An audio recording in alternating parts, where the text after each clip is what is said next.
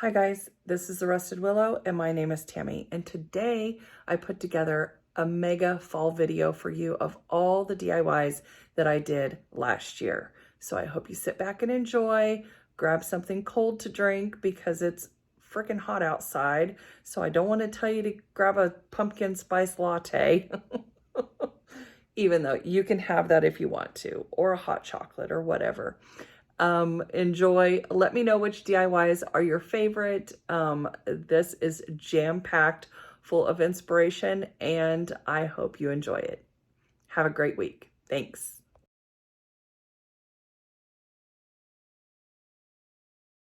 DIY number 1. All right, guys, this is super easy. I am basically making a centerpiece with this gorgeous bouquet of flowers.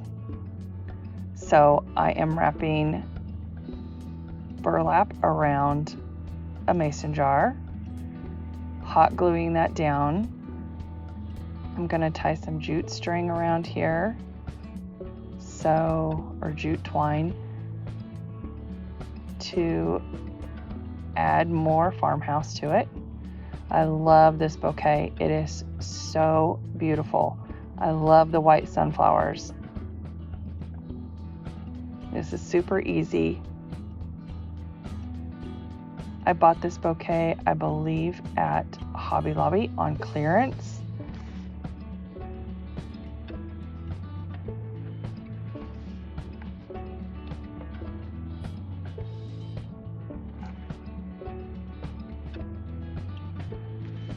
I just cut it down and stick it in the mason jar. It's that simple. All right, guys, I put together all my bee and sunflower DIYs that I have done so far this year. So you will see, or you might see, some things that you have seen before if you are a subscriber. And if you're new here, you might just see something new. I hope this video inspires you.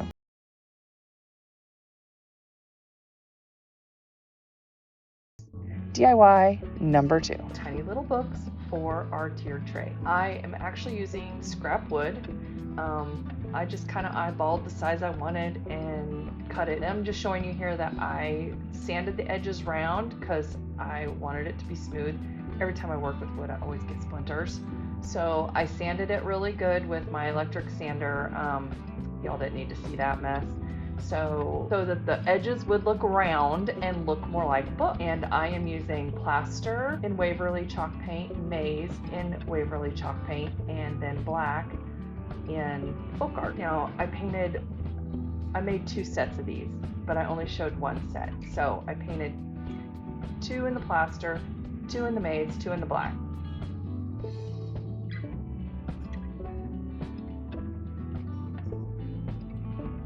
Like, I just painted the top of the white where it's going to show, and then I painted the whole bottom of the black where that's going to show.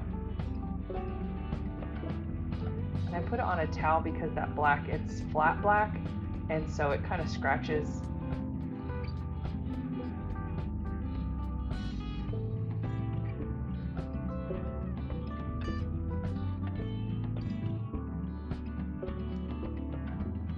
I just glue them together in a stack, and now I'm just distressing them with some sandpaper, just a piece of sandpaper from the Dollar Tree.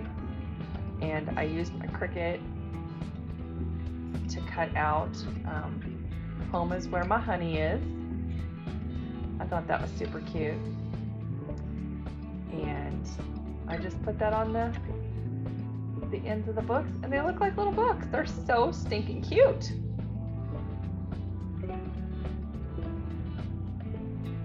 I love how these turned out.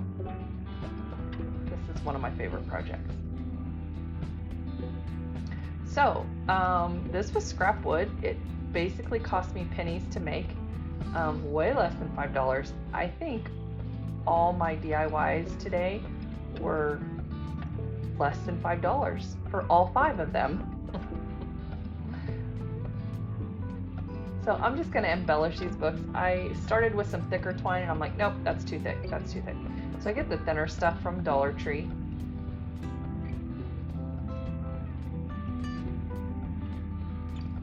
and it works out perfectly. I like the thinner twine. I wrapped it around several times, and I'm just going to add a little bead to the top.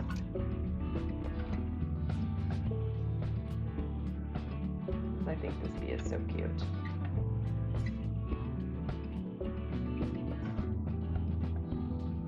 And a little bit of greenery, and we're done. I didn't like the way that was looking like that, so I had to change it up a little bit. I love this lamb's ear. I have a garland that I got from Hobby Lobby, 50% off, and so I just pull some stuff off of there every once in a while. If you are returning, thank you so much for your support. If you are new here, let's get connected. Don't forget to like me on Facebook, Instagram, and Pinterest, and hit that subscribe button. Ring that little bell so you are notified of new uploads every time I upload a new video. And don't forget to like and share. I found this mirror at the thrift store, and I pick these mirrors up all the time. They're made out of plaster, and they're super heavy. They're antique. They're usually almost always gold. I always paint them white. But I have all different shapes and sizes of these antique mirrors, and I hang them on my granddaughter's wall in the bedroom that we have here for her, because I think they're super cute. I really like them. I don't know, something I like. Anyway, so I painted it white, and I'm loving this fusion paint, this mineral paint, and I was looking for an excuse to use it again. It is called French Eggshell, and it's fusion mineral paint, and it is so pretty. So normally I just leave these white and distress them, but this time I painted it white, I distressed it, and then I went over it with the French Eggshell, and then I'm just kind of wiping it off with the baby white to distress it a little bit more. And this time I am putting another vinyl on the mirror, and I just went to my Cricut design space under images and searched for Queen Bee. I didn't find what I wanted, so I just kind of took little pieces from different images that Cricut offers, and I sliced them out. If you don't know what that means, there's some videos out there that shows you how to slice, that will show you how to slice to get the images that you want. I sliced out the images that I wanted, and I kind of put images together to get this mirror. On to DIY number 6. Okay, so this sunflower I actually picked up over a year ago from Hobby Lobby. It was on super clearance. I think it was like 90% off. And I brought it home and I spray painted it last year. I never finished it, so I am finishing it today. So I went over it with some different colors of spray paint. I wasn't inspired to finish it last year. I didn't like the way it looked, and I just felt like it needed more. So I wanted to make the ombre effect.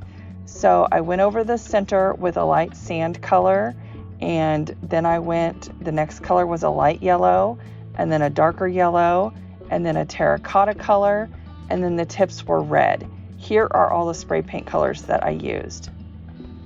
Then, I don't know what happened to this footage, but I took some jute twine and I braided it, and I am gluing it to the center piece of the sunflower,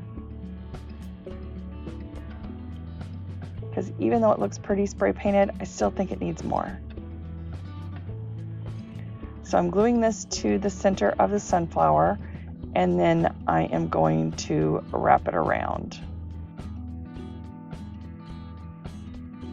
I want to take this opportunity to thank all my subscribers, and if you are new here, please go down and hit that subscribe button. I'd really appreciate it, and it really helps out my channel. I have gotten a lot of new subscribers, and guys, I just want you to know that I may not respond to your messages the day that you send them, but I do respond.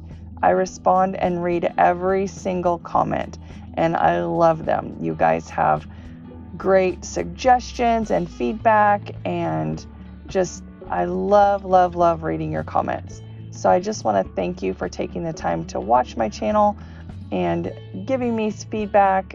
I just love it. So I am just finishing wrapping this around. I just think that looks so cute like that. Okay, well, I guess I was looking to see what it would look like wrapped around. I guess I wasn't sure if I wanted to continue with as long of a strand as I made, or if I wanted to make it shorter, but I went ahead and put the whole thing on there, and I just love it. And then I went with a lighter and burnt off those little fuzzy pieces. And now I am getting some wooden beads out that I picked up from Amazon, and I do not know the size. They are not the large ones, and they are not the small ones. They are the medium size ones. So whatever size that is, I don't have a clue, honestly. And I could have stained these or went over them with the antiquing wax by Plaid, but I decided just to leave them natural, because I thought with the jute twine and the different colors and the sunflower, I didn't want it to be too, I don't know what word I'm looking for, but I didn't want it to be too much. So I put 7 beads on each spoke. I don't know what you want to call them. And then I hot glued them in place so that they wouldn't slide down, because I didn't want to use up all my beads. And I went on every other leaf.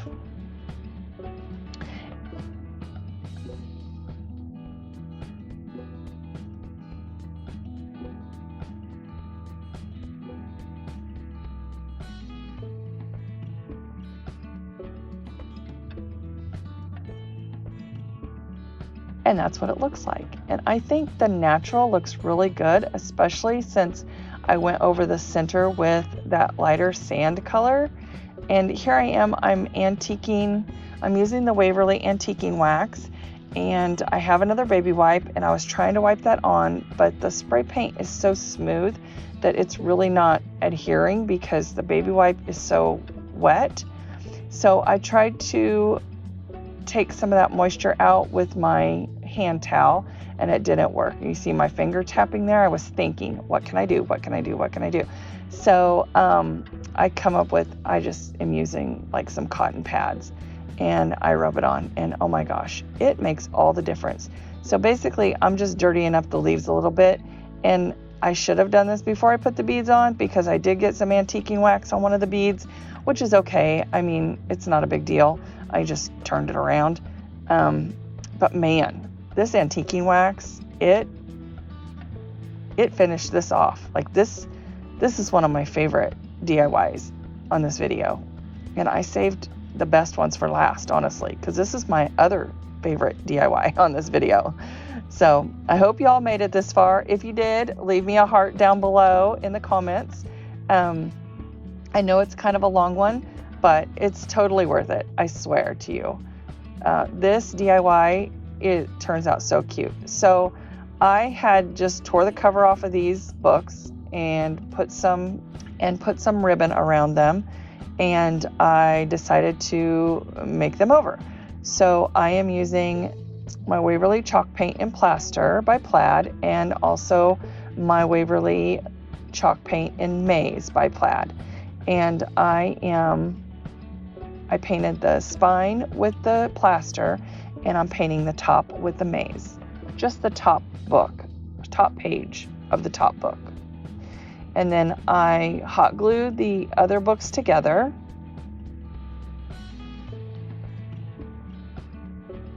Or not the other books. I hot glue all 3 books together. And then I was going to hot glue the top page, and I thought, nope. Use your head. So I used a glue stick, and it worked perfectly. Like no wrinkles whatsoever. So then I used some more hot glue to finish gluing these books together.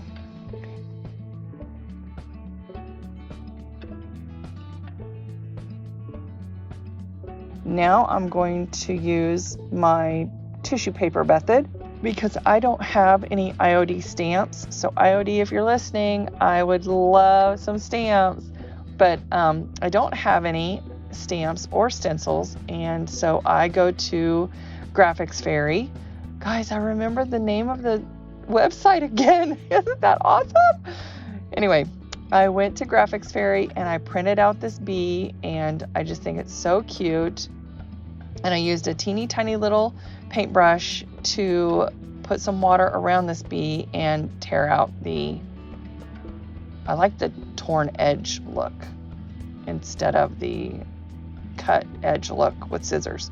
So I like to tear it out. So what I do here is I put some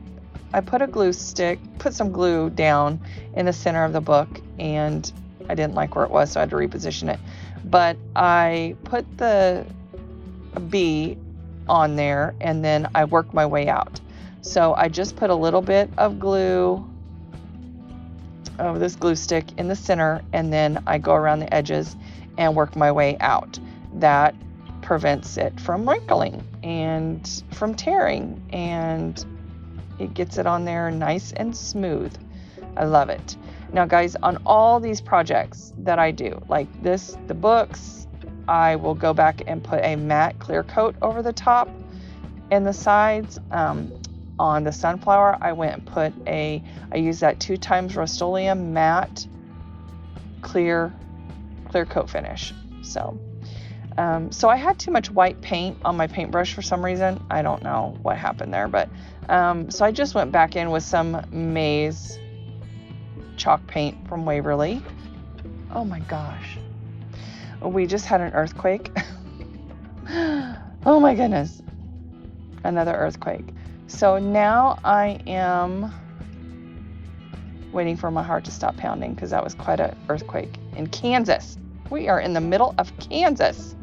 Oh, that's the second one tonight. So I put I can't even think now, my vinyl.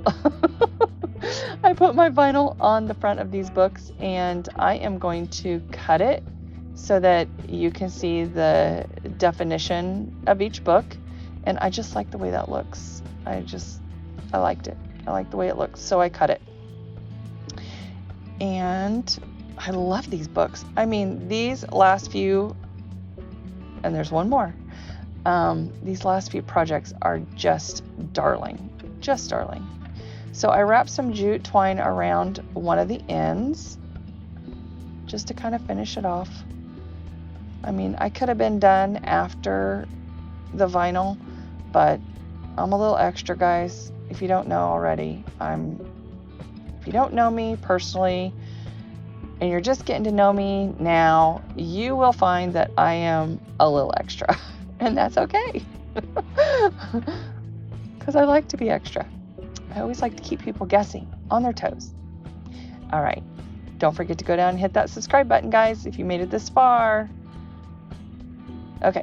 I added a little sunflower, and there you go. All done. Project on here that you liked best, leave me a comment down below and tell me which one you like the best. I'm always curious to see which ones people like the best. I love that mirror. I still have that mirror. I'm not getting rid of that mirror.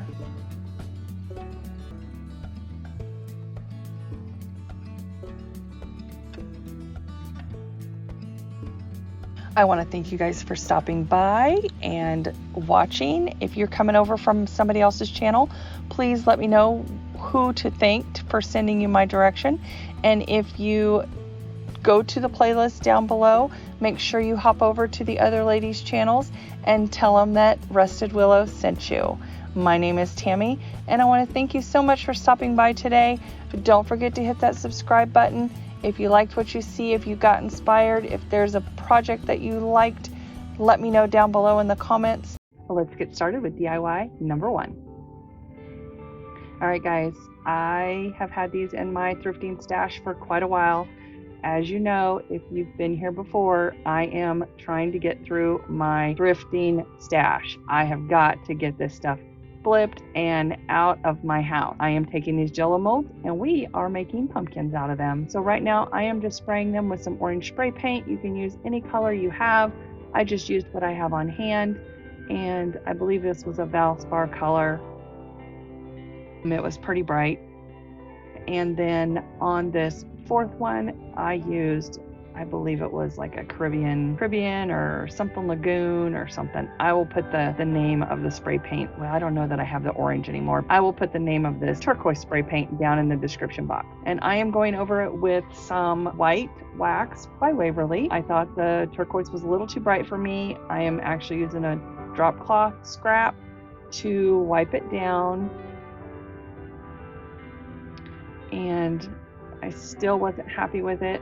I actually go over all of these Jello molds with pumpkin paint by Waverly and agave also by Waverly. So I do go over these with chalk paint after I do the wax. So I did white wax on the turquoise one, and I did dark wax on the orange colored one. And I just wasn't happy with how they were turning out, but I did like how the wax was settling into the grooves, so that was good.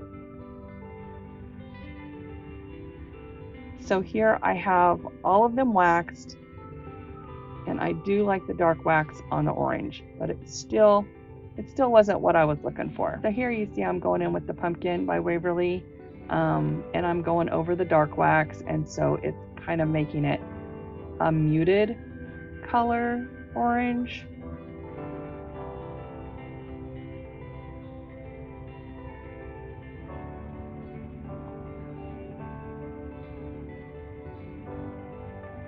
And here I am continuing with the second one.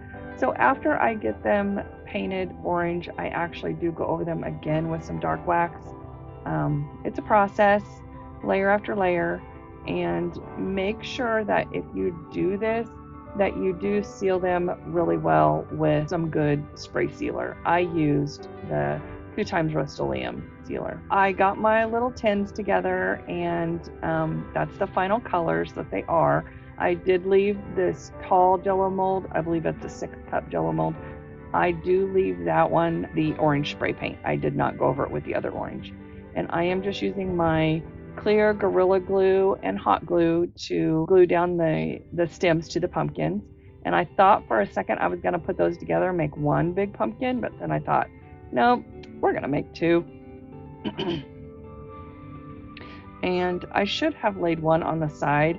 You could have left them laying flat, or you could have left them laying on the side, making them horizontal. But I put the stem up by where the little hook is so that they could be hung on the wall. Now we are going to embellish all of these pumpkins that I made. And I'm cutting down some ribbon, and I don't show you every bow that I make, but I do put a bow on every single one of these. I am making this one a little bit shabby chic by using the drop cloth and the sweater material, and I was having a time with this drop cloth, I tell you. So I tried ripping it several different ways, and it just would not rip. It was just, finally I had to just cut a big strip, and I'm like, okay, there we go. It finally ripped. And then I just cut it in half. And I also cut up some jute twine, and I think I add some raffia too. But guys, just use what you got on hand. Like, this ribbon was already opened, and so I'm just using up my fall ribbon and what I have on hand. I love the buffalo check because it just kind of adds that element of surprise, because it's not really a fall color. And the black and white check I think it just adds something to it to make it pop. And I love that green ribbon from Dollar Tree. Absolutely beautiful. So all of this ribbon that I'm using is from Dollar Tree, except for the drop cloth, of course, and the sweater pieces. So I take the time to lay this out, overthinking my crisscross bow. As you can tell, I'm overthinking it. And I'm still stacking, and I got to get it perfect. Which a crisscross bow is, there's no rhyme or reason, you just throw it together. And I put some raffia in there.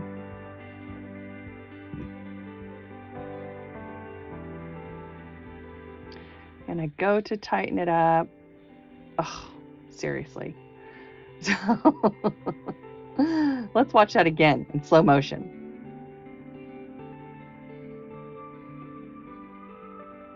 Yeah. So after overthinking it, I was like, you got to be kidding me. I just stacked the ribbon together. I wasn't dealing with that again. And honestly, you don't have to crisscross it. You don't have to make every piece exactly thick, 5, 7, whatever inches long. You just put the stuff together, trim it back if you need to, call it a day.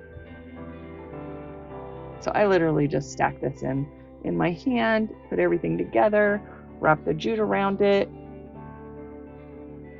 Bam, done. And it looks exactly like a crisscross bow would look. Not even kidding you. So don't overthink your bows, guys. There's no rhyme or reason to them, and they're none of them are perfect, so don't overthink it. So I use this one and I stack it to the tall Jello mold. I'm going to add some lamb's ear. I'm going to add some dried flowers. And then I go through and I unravel the jute string and make that look stringy, because I like how that looks. So if you don't like that, you don't have to do that. You do you. So here I am. I'm just embellishing the other one. This is the round one. And I already had made the bow for that. I don't make all the bows on video for you guys because I didn't think you'd want to sit through an hour-long video of making bows. But if you'd like to see how to make bows for an hour, just let me know. Put your comment down below and let me know, and I'll make some bow videos if you'd like. Because every bow that I do on here is different. Every bow is different. So now I'm making some, I would call these more boho style pumpkins, because I'm just using drop cloth, sweater material, raffia, and jute.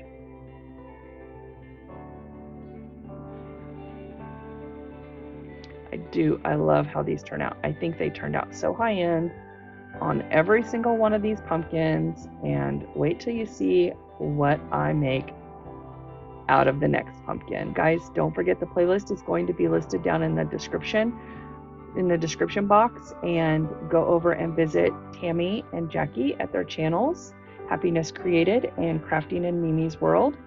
And if you have not hit that subscribe button, please do so. I would love to have you stick around and join the Rusted Willow family. If you are returning, thank you so much. I appreciate you so much. And I do read all the comments. So make sure you leave me a comment down below and let me know which pumpkin is your favorite.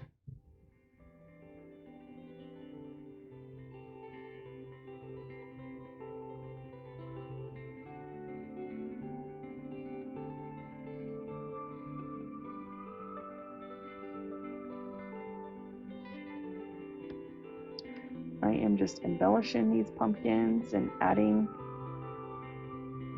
the dried flowers. I am still using up the stash that I have from my mother's flowers, and my goodness, you would think I'd be through them by now, but nope. So if you are tired of seeing these flowers, let me know, because I am tired of seeing them myself. But they are so pretty. And they are fall flowers. They go so well. And they're dried. I mean, they are gorgeous, so can't complain about that. Okay, so I am just unraveling this jute again. I love how that looks on these pumpkins because they kind of remind me of the tendrils. I think they're called tendrils on the pumpkin, and they're just kind of stringy, and I think this is boho myself, but let me know if you think this is a boho style. I think it is. I love it. I think it looks awesome.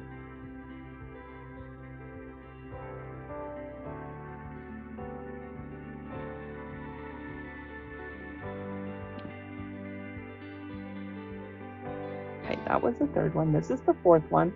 And this one, I just kind of fold that fabric in half. This is drop cloth fabric.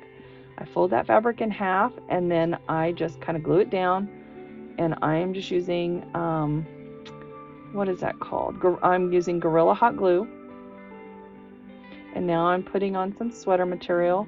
I had made my sister a pillow out of this sweater material, and The sweater was diagonal. It was like an asymmetrical sweater, and it was, oh, I told her never again. Never again. Anyway, I had a lot of scrap left over from that sweater. And even though the pillow turned out gorgeous, never again. Anyway.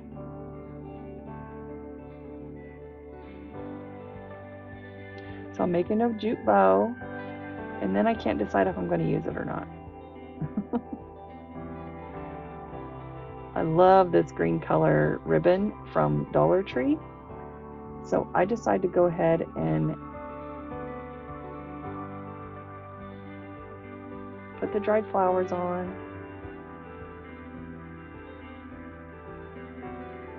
I'm going to make me just a shoelace bow, just a regular shoelace bow.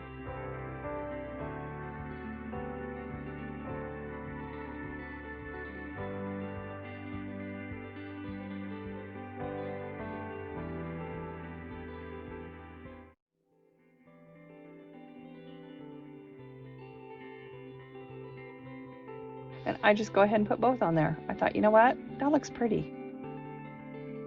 All right, guys. Pan pumpkin. So I spray painted this little saucepan. I don't know. It's not a saucepan. It's just a pan. It's not really a frying pan. It's just a pan. And it's one of the smaller ones. I spray painted it flat black, and now I am using my Waverly chalk paint and plaster.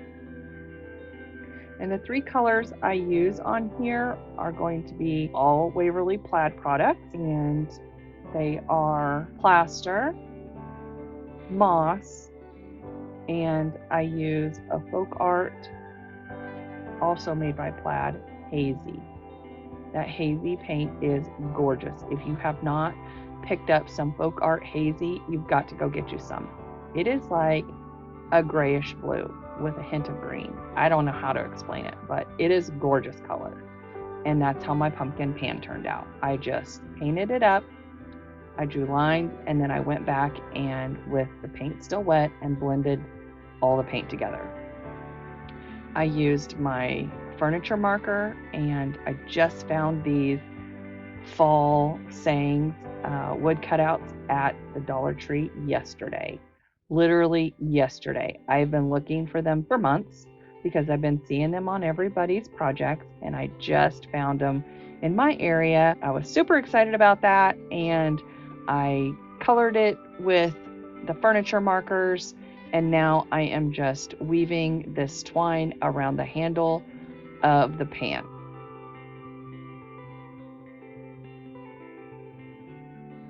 I do go around the top. I use hot glue to hold it in place, and then I wrap it all the way down.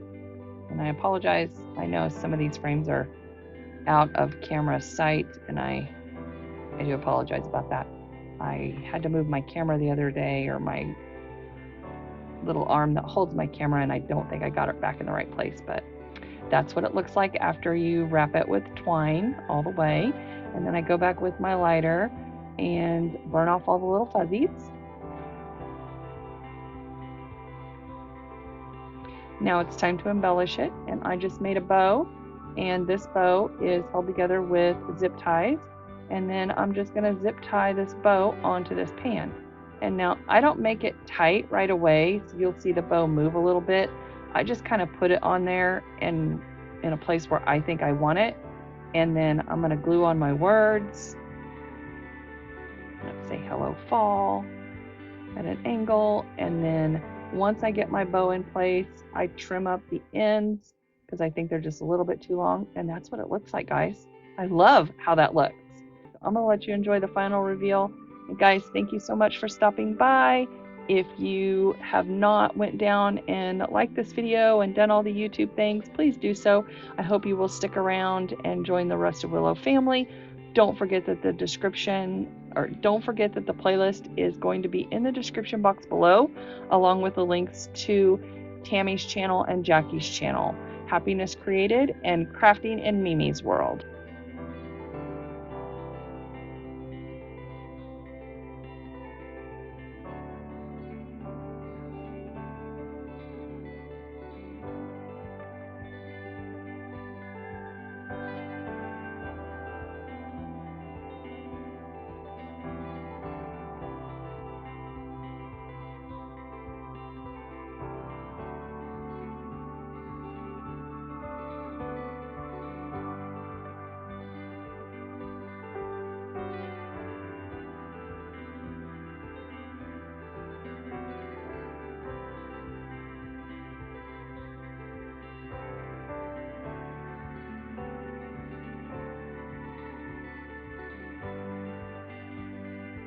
Second DIY, I am going to show you. So here's the decal paper. There's a shiny side and a matte side. You want to put the shiny side in so that it prints on the shiny side. I found these designs on Google. I just Googled fall antique trucks, and this is what came up. I did adjust the color because I wanted them to look darker. If you are cutting out like the truck, you want to cut it close to the shape. If you are doing book spines, you want to cut it to the shape of the book spine. So I am doing different kinds of books first. And I took the covers off of these books and kind of cleaned them up. Now remember, I got these books for free from a thrift store. They were going to throw them away. So instead of having them throw the books away, I brought them home to flip them. So before you scream at me for tearing up books, just know that I saved them from the landfill. Even if it's temporarily, I save them from landfill. So I just tear off the covers to 3 of the books, and I had already cut out my water slide decals. I got my bowl of water, and I just got the spine wet, and I peeled mine off of the paper instead of slid them off the paper. That just worked better for me, and that one went on perfect, just perfect. My only tip here on this one is I cut around the words, and so you can see the outline of the decal. So instead of cutting around the words, I should have cut the shape of the spine, and then you wouldn't see the outline of the words. And you'll see what I mean later on in pictures, but seriously, that's how easy it is. You just let it sit in the water, slide it off the paper, and place it where you want it.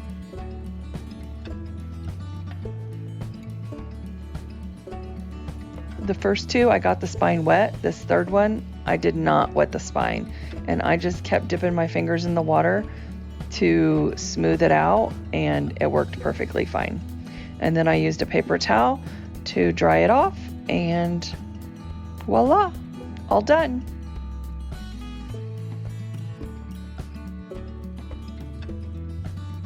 It was a done deal.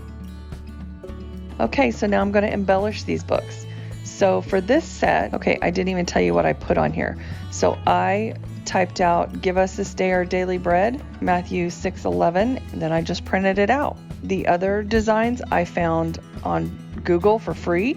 I will try to find them again and link them in my description box below. So I just embellished these books with some twine. I wrapped it around about 3 times, and then I added some solo wood flowers.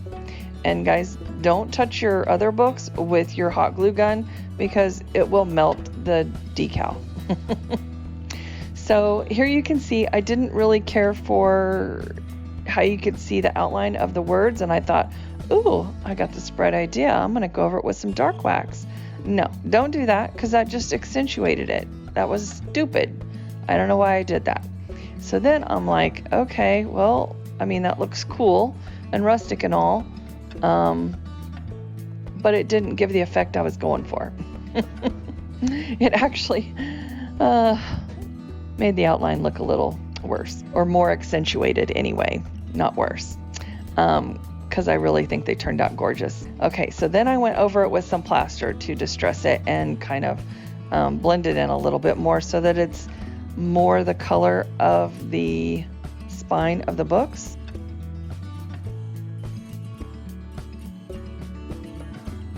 And I just spray it down with some water to kind of blend it in with the dark wax. And finally, I'm just like, you know what? I love what it says. I love how the books look. They're gorgeous. I'm leaving it. So there you go. All right, on to DIY number 4. So here are these. I used another wooden leaf, using my stash, guys. And I went ahead and put the water slide decal or transfer on this wood, and it turned out fine. And guys, if you wouldn't mind, go ahead and give me a thumbs up. I would appreciate it. It would really help out my channel. And if you have not hit that subscribe button yet, why don't you go ahead and smash that button? Because you're already watching this far. I mean, we're already 4 in. You might as well. So here I am. I'm just getting the ribbon ready. I'm gonna put this on a pitchfork, and so I am going to be making a messy bow. So I just cut up a bunch of ribbon. I'm dovetailing it right now and getting ready to put it all together. So, and I also cut some jute twine. I have some drop cloth tore up, and so here we go. We're just gonna put together a messy bow.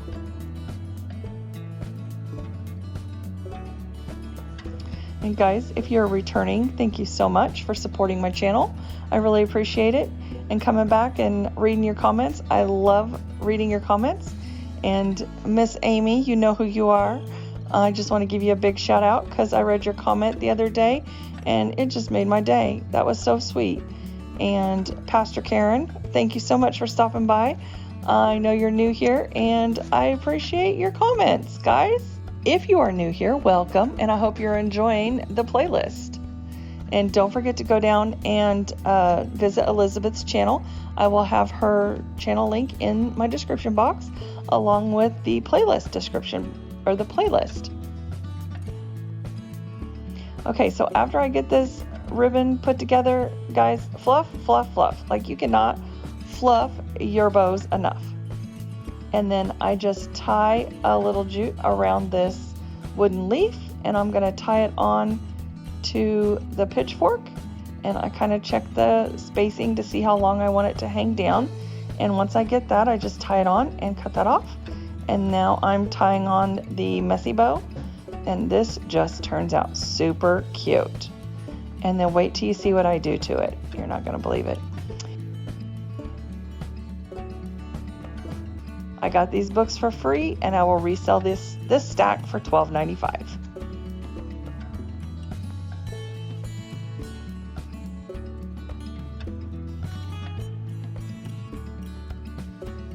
Love how these look. Love them. I'm gonna make some more. So here is the picture of how my truck turned out on my pitchfork. And then I got the bright idea to go and clear coat it. Do not spray sealer on it after you've stuck it to the surface. This is my fault. So once I sprayed the sealer on it, it loosened the adhesion and it peeled right off. So I had it stuck on there. I should not have went and sprayed it again. I don't know why I did that. I just thought I was gonna make it great for my customers so that it wouldn't peel off. I should have left it alone because once it was stuck, it was stuck. DIY number 1. So this first DIY, I am going to show you how I make my wreaths. Now this is leftover ribbon. I never get rid of my ribbon. Whenever I make a wreath, I just cut a bunch of ribbon into strips, and these are about 8 to 9 inches. And it doesn't really matter. I'm not really precise on my measurements, and I'll show you why. Because this wreath that I make is the easiest wreath ever, and you don't have to be exact on your measurements. There's no reason for that. So this is how I do it. I just roll out my ribbon, and I'm just going to use an older piece that I already cut for a pattern. And then I take my ribbon and I hold it up to the other ribbon. I fold it over a couple of times, and see, that roll was already done. And then I cut it in half. And then I go ahead and dovetail the ends so that I don't have to do that later. I do that all up front. And now for the deco mesh, and you can see, back to the ribbon, you can see that I have all my ribbons cut and they're kind of piled up and separated. So for my deco mesh, I just lay out, that's a ruler and it's 12 inches. So I do about 12-inch strips, and this first deco mesh that I'm cutting is like a 10-inch roll. But you can see that I also have that larger roll from Dollar Tree. So I just went ahead and cut up all the deco mesh because you don't want to sit through all that. It does take a while to get all that cut. And I'm using my Bodabra thing. I don't know what it's called. I'm pretty sure, excuse me, that it's a Bodabra. And I just scrunch up all my pieces of deco mesh and I alternate, and I don't really put it in any certain order except for the 12-inch or the 24-inch deco mesh. I fold that in half and I scrunch it up and I put that to the back. That is going to be the fullest, so I put it always in the back. And I use cable ties. I have one going one direction to go around all the deco mesh and ribbon, and I have one going the opposite direction so that I can attach it to my wreath. I make anywhere from 12 to 15, I call them little poofs. That's what I call them. That's not the technical term, but that's my technical term. So I make all these little ribbon poofs with deco mesh, and I layer all the ribbon. Now, if you guys want to see this like in slow motion or more detail, please let me know in the comments, because I didn't figure you guys would want to sit through watching me make all these, because it is a little bit time consuming. But once you get all the poofs made, you just put it on the wreath form.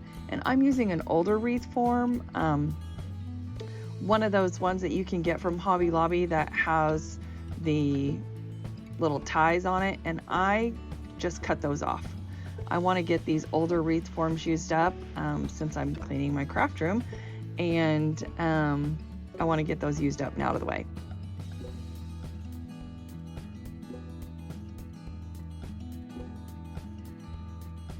I just continue to alternate and put those poofs around the wreath, and this is what it looks like once I get them all on and I have them all on there tight. And then I just go around and clip all the tails, and once that's done, it's time to embellish the front. Of course, I spend a lot of time fluffing my ribbon and making sure that it's going in the right direction. I do spend a little bit of time on this.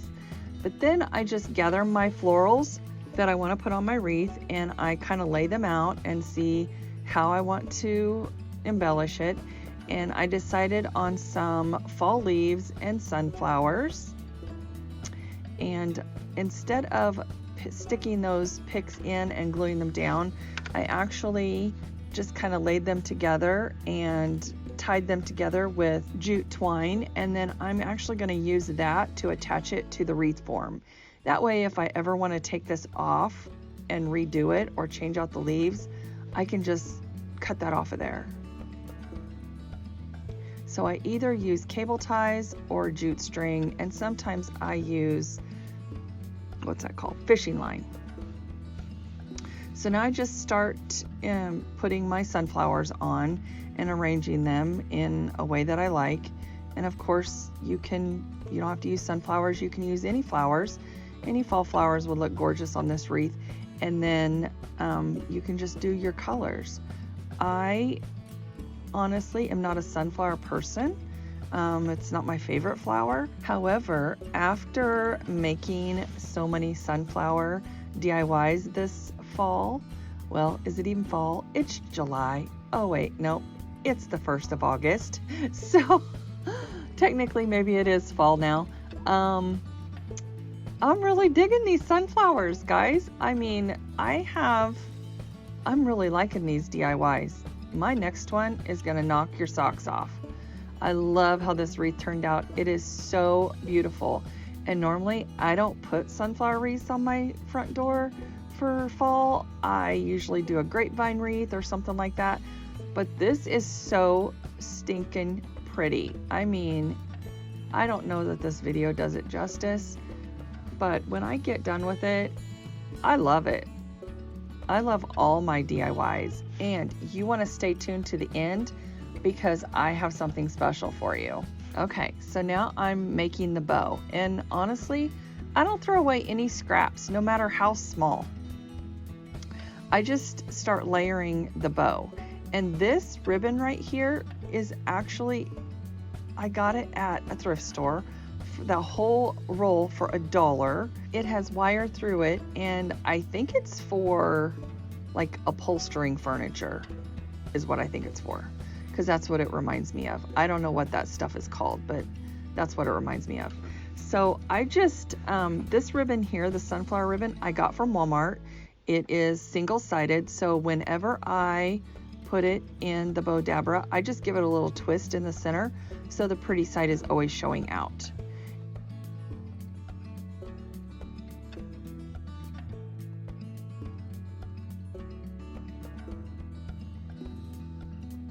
And then here I am using my zip tie to get it as tight as I can, and then I start fluffing, like fluff, pull, fluff, pull.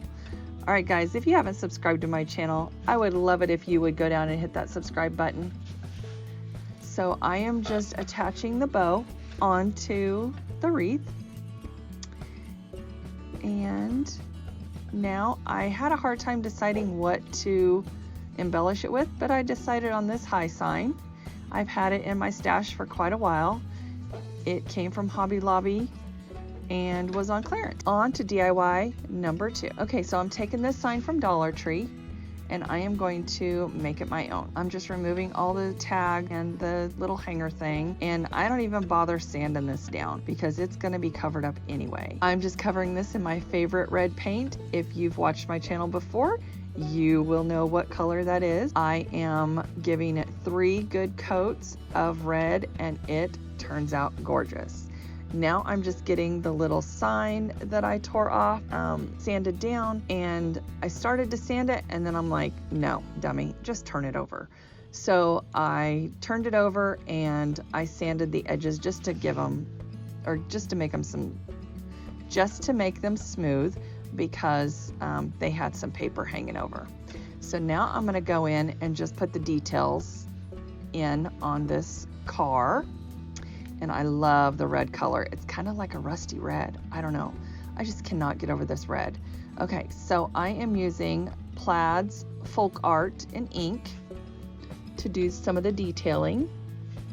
And while you watch me do the detailing, I just want to tell you this collab, Real Housewives of Craft Country, I thought it would be fun if we kind of talked about where we lived and where we were from and did crafts based on that. So that way it gives our viewers a little bit more behind the scenes, tells you guys a little bit more about us and where we're from. So I thought that would be fun to do. So I am just using silver lining to also go in and give some shading and some more detail. I love how this truck turns out. Guys, if you haven't done so, I would really appreciate it if you would give me a thumbs up, because that really helps out my channel and it tells YouTube that people are liking my content and helps my channel to grow. And guys, if you're new here, welcome. My name is Tammie and this is the Rusted Willow, and I so appreciate you stopping by. And guys, if you're returning, oh my gosh, thank you so much. I so appreciate all the comments. I respond back to every single one of you, and you guys are just awesome to chit chat with. So let me tell you about Kansas, because that is where I am from. The sunflower is our state flower.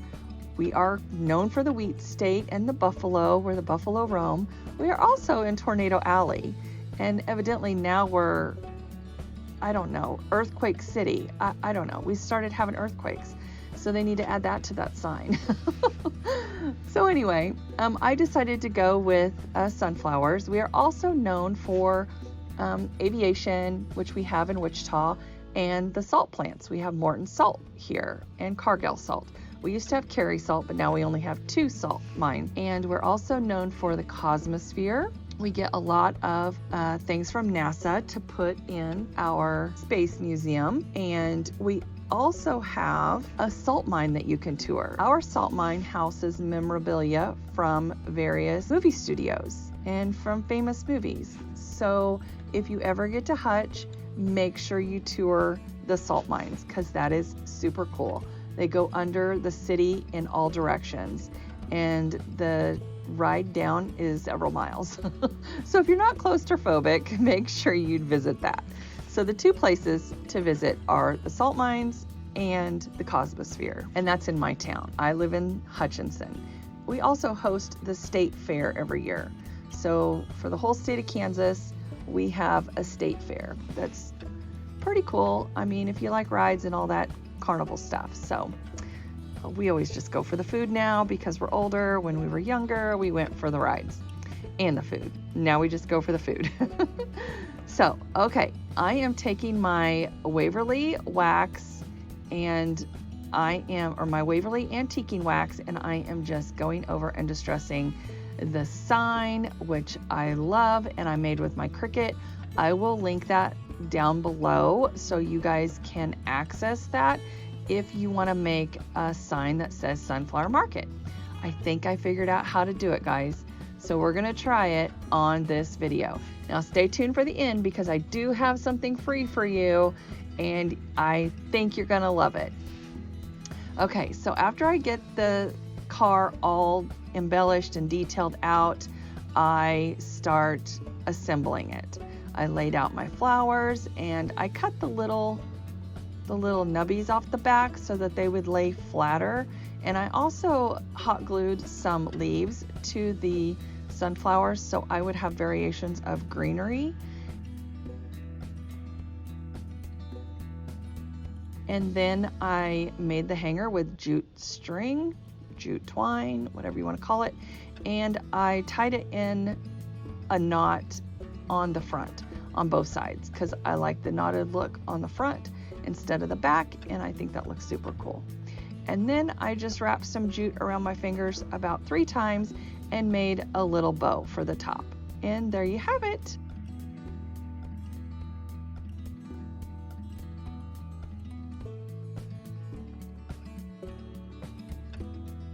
Okay, I also burn off the fuzzies. And there you have it.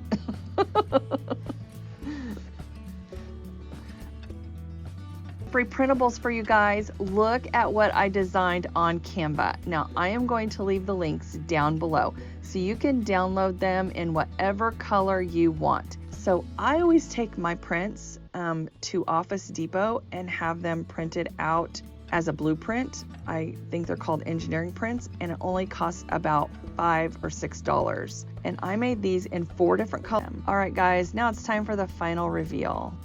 So let me know down below which DIY was your favorite. Anyway, I just want to say thank you so much if you participated in this collaboration. This is my very first one hosting one. I want to say so thank you very much to my co-host, Simply Becky DIYs, and Leah from Junker Necker. Make sure you go down and visit their channels. They will be linked below along with the playlist of all the ladies that collabed with us on this, The Real Housewives of Craft Country. And let me know, guys, where your craft country is. I am so interested in knowing my viewers and knowing where you guys are from. And now you know a little bit about me. So thank you so much for watching. Okay guys, let's jump right into DIY number 1. Now this first DIY, I tore apart some pallets and I used the pallet boards to make this sign. The boards on the back are lath boards, like lath and plaster, and we just cut those down to size to hold the boards together. This printable is actually a free printable that I offered in one of my previous videos. I'll link the video down below, or I'll put it up in the card so you can go back and print off those printables. I actually offer at my Etsy store. I'll link that in the cards and you can go back and reference that. So what I did was I just cut that down. I printed it out on just a regular printer, and I'm using my antiquing wax by Waverly, also made by Plaid, and I am going over the palette boards to just blend them in because I don't want the newly cut edges to stand out. This just blends in all the wood and makes it look cohesive around the whole piece. So basically I just go around the edges because you don't need to do the center because the sign's going to cover up the center, and then I just size it. So I use a glue stick to glue this down, and I don't know where that footage went. I'm sorry about that. I use a lighter to burn the edges because normally I tear the edges, but I thought I would try something different.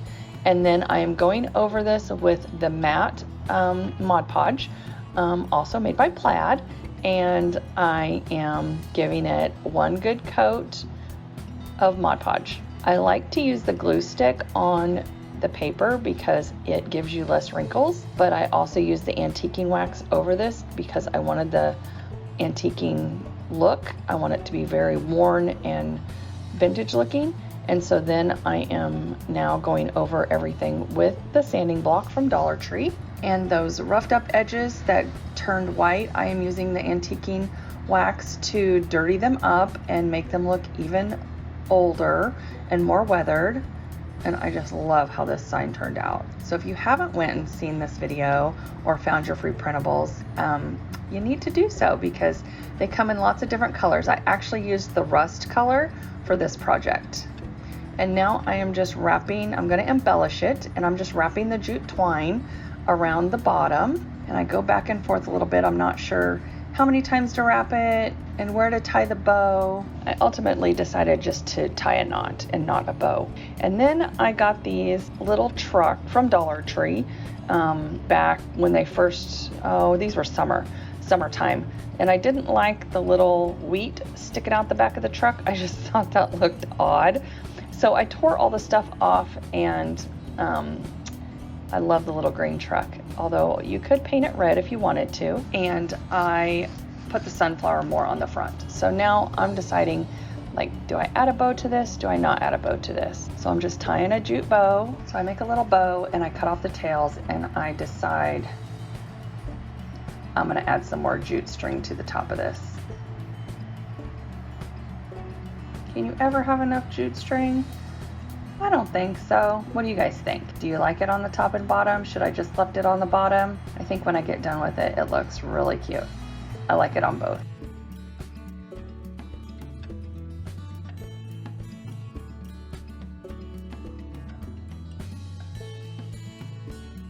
I'm trying to reuse that bow somewhere.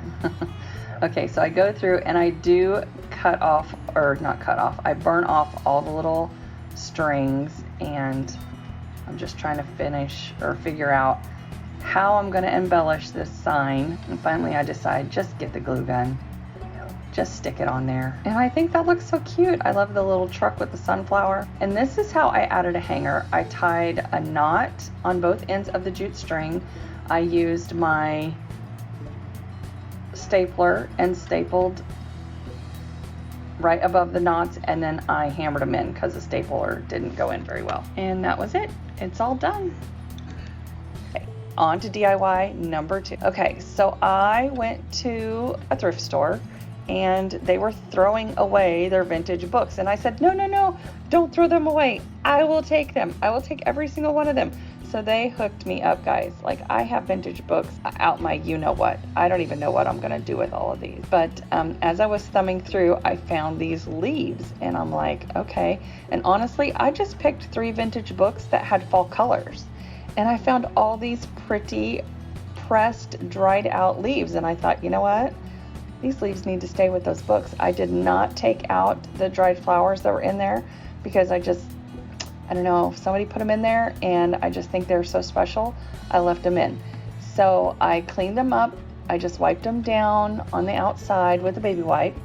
And I don't know, I just have a thing for old vintage books. So these are actually a set. They're like number 7, 8, and 9. And I was gonna just put regular burlap ribbon around it. And I thought, you know what? I have this beautiful sunflower ribbon. I'm gonna use that. And this ribbon actually came from Walmart. So I put the ribbon around there and I use my sewing pins to just pin it so that nothing is glued to the books, so that I can remove it and change out the ribbon later if I want to, and just have the books stacked because they are really beautiful books.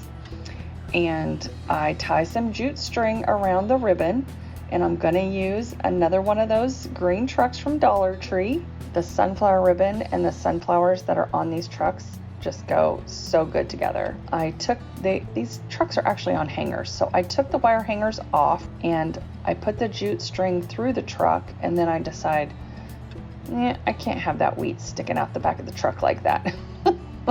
I don't know why they put that on there like that, but it wasn't working for me.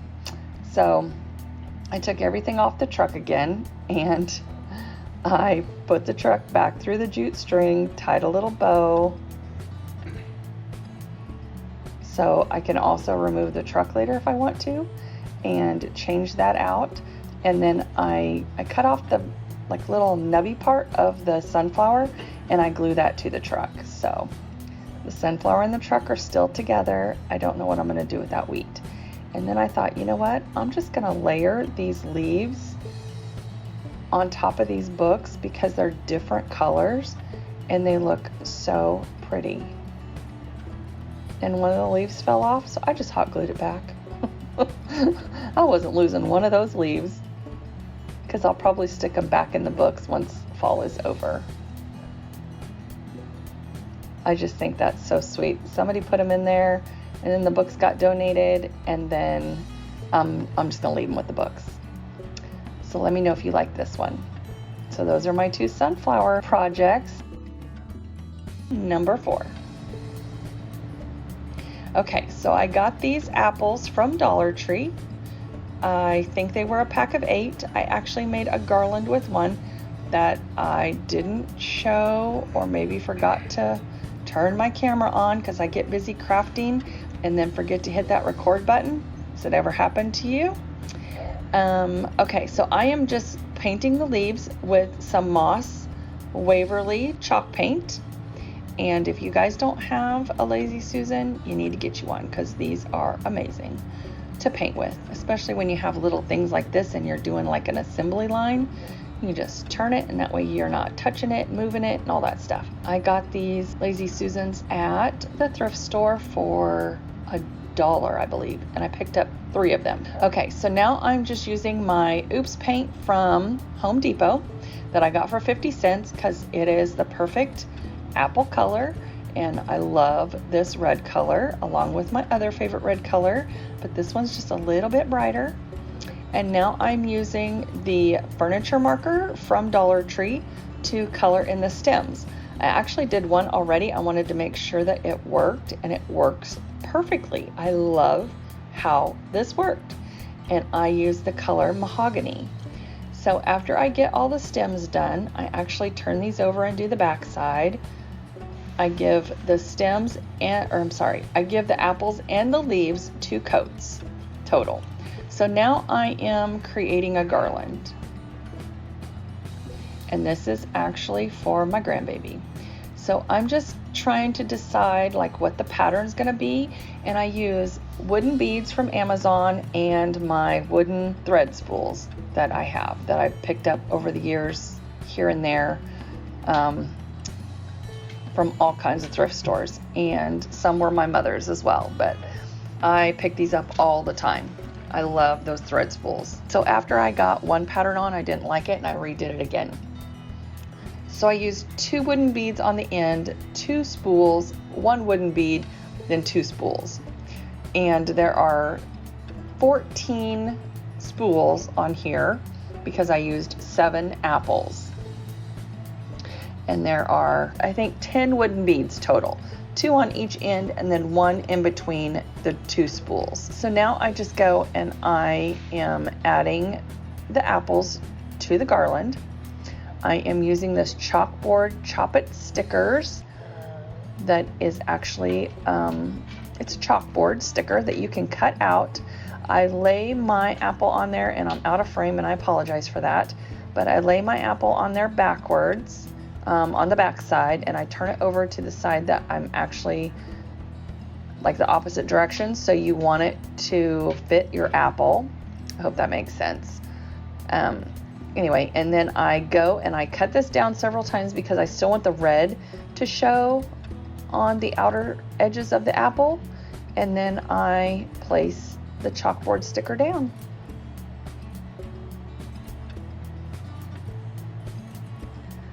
And then I use my little pokey tool, I don't know what it's called, from the Dollar Tree, to poke the hole back through so I can actually string it on the garland. And if you hadn't figured out what I'm making yet, I am making a little garland that she can hold up, and it says first day of. And then her mom can write what grade she's in on the apple that has the chalkboard sticker. And this turns out so super cute. I am totally loving this. And I also tied those apples on there with enough jute string that they can be removed. So if you just want the garland, or you want to change this up or turn them around, you can do that. But the way they're on there now, they hang perfectly to where they show when she holds it up and takes her picture first day of school. But you can also take these off and add pumpkins or whatever you want. They slide off pretty easily. And then I go over each apple with some matte Mod Podge, and I do front and back just to make sure that it won't scratch or nothing happens to the apples. And we don't want the vinyl to come off, even though I did use permanent vinyl, but we want that to stay really nice and good. And since she's going to be handling it, you know, kids are just dirty little creatures, so I wanted to make sure that these could be wiped down or whatever. She'll probably hang this by her coffee bar, and that way if coffee or tea or anything gets on the apples, she will be able to wipe them down with no problems. So now I'm just tying these on each little apple. And again, guys, don't forget, I will have these ladies' channels linked down below if you have not checked out their channels. And also, Evie is our spotlight crafter for the month, Evie from Sweet Little Home. And go over and check her out. She is way too talented to have not very many subscribers. So we need to help her out and get some subscriptions going on here. Or subscribers going on. And also we will have a playlist, and that playlist is also linked down below. So if you are into fall decor, you like apples or need apple ideas or sunflower ideas for decorating your home for fall, make sure you go over and check out that playlist. It's always a fun time when we have all of these creators making videos with us, because we love to watch their ideas, or we love to watch their videos and see their ideas. And some of these ladies just come up with the cool, well, not some, all these ladies come up with the coolest ideas and are so talented. So you've seen what I did there to make a tassel.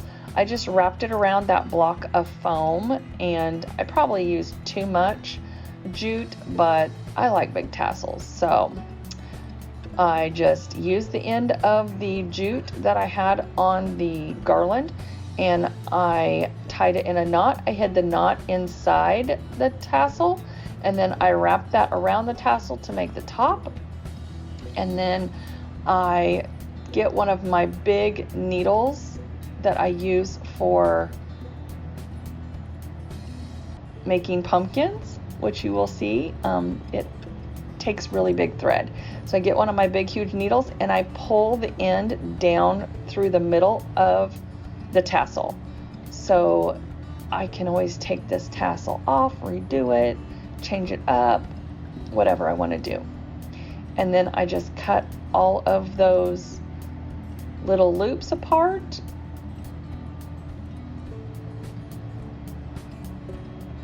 I love these scissors from Harbor Freight, but they're good for hard surfaces and wire cutters and stuff like that, but jute and fabric, not so good with. So then I just give this a little haircut. I had to pull out some better scissors though. And we are done with this DIY. All right, guys, don't forget, I will have a free printable down for you in the description box, along with the ladies playlist and the playlist to the sunflower and apples challenge.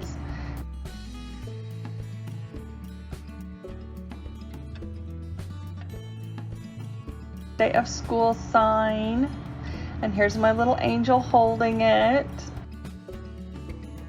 Let's get into DIY number 1. Okay, so this first DIY is pieces of a bedpost that my husband cut down, and he was going to throw these little squares away. Can you believe the nerve of him? Seriously, we don't throw anything away in this house.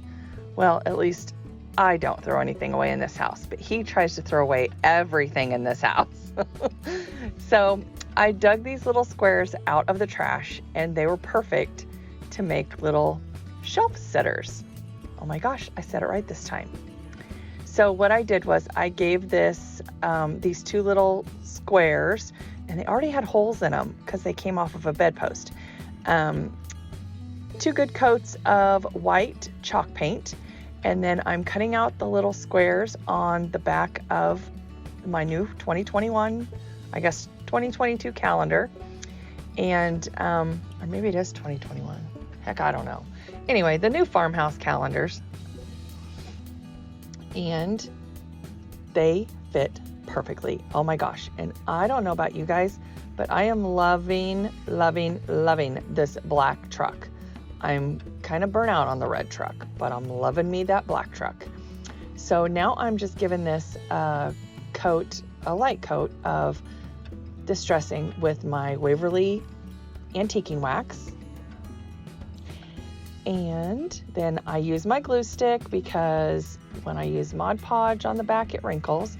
So I always use a glue stick, and I don't know why I put it on the paper. I should have just put it on the wood. And guys, you can even use wood glue. Like wood glue works good, Elmer's glue, a glue stick, anything like that will work when sticking down paper on wood. And then if you go over it with Mod Podge, you won't have wrinkles. Just make sure that you don't overdo it with the Mod Podge, because when you saturate it, that's when you have wrinkles, especially when the paper is thin like these calendars. So then after I got the little cutouts on there, the little samples of the calendars, I took some of this wired jute from Dollar Tree. I finally figured out what to do with it. If you saw some of my earlier videos, I tried to use this stuff and it just disintegrates. It falls apart. Like you literally have to glue the ends, and then you have to be very careful with it when you, and here I tied it on there too tight. So I was making little tendrils for the pumpkins, or the little squares. I was trying to make them look like pumpkins. And I put it on the stick too tight. So anyway, what was I saying? Oh, this wired jute. So it's a mess. Like if you twist it too tight, it falls off the wire. And when you cut it, it wants to unravel. So you have to be kind of careful and very delicate with it. And there I was trying to decide, do I put this together and make it two-sided? But then I'm like, nope, I like them. Okay, so I gotta tell you about these leaves. Oh my goodness, these wooden leaves, I love them. I bought every single package that they had last fall at Walmart, and there were, I believe, 3 in a pack. I think they only had 2 packs left. They were on clearance for like $1.75, and there was 3 in the pack. So I got these, and I got some wood rounds with the bark. So amazing. And guys, if you haven't subscribed yet, go ahead and hit that subscribe button, and don't forget to follow me on social media. I have links down in my link tree down below in my description box.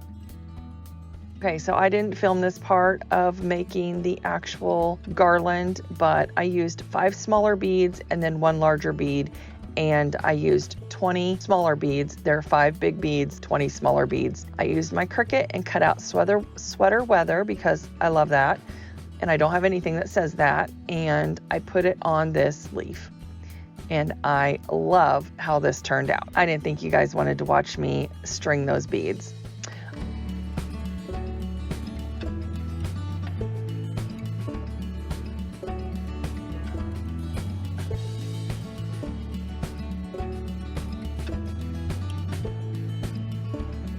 All right, guys, on to DIY number 4. Okay, so I have some more scrap wood, and I had, the saw was out, so I had my husband go ahead and cut these down to just some squares. No particular size, just cut me some squares. So I got a free printable, and I will link that down below, also in my description box. It is on, I don't know if you've heard of this lady or not, but overthebigmoon.com, and her name is Pam, and she has these Harry Potter drink labels, and I thought they were so stinking cute that I wanted to make a sign with them. And like I said, I will link her website where to get these free printables down below in my description box for you.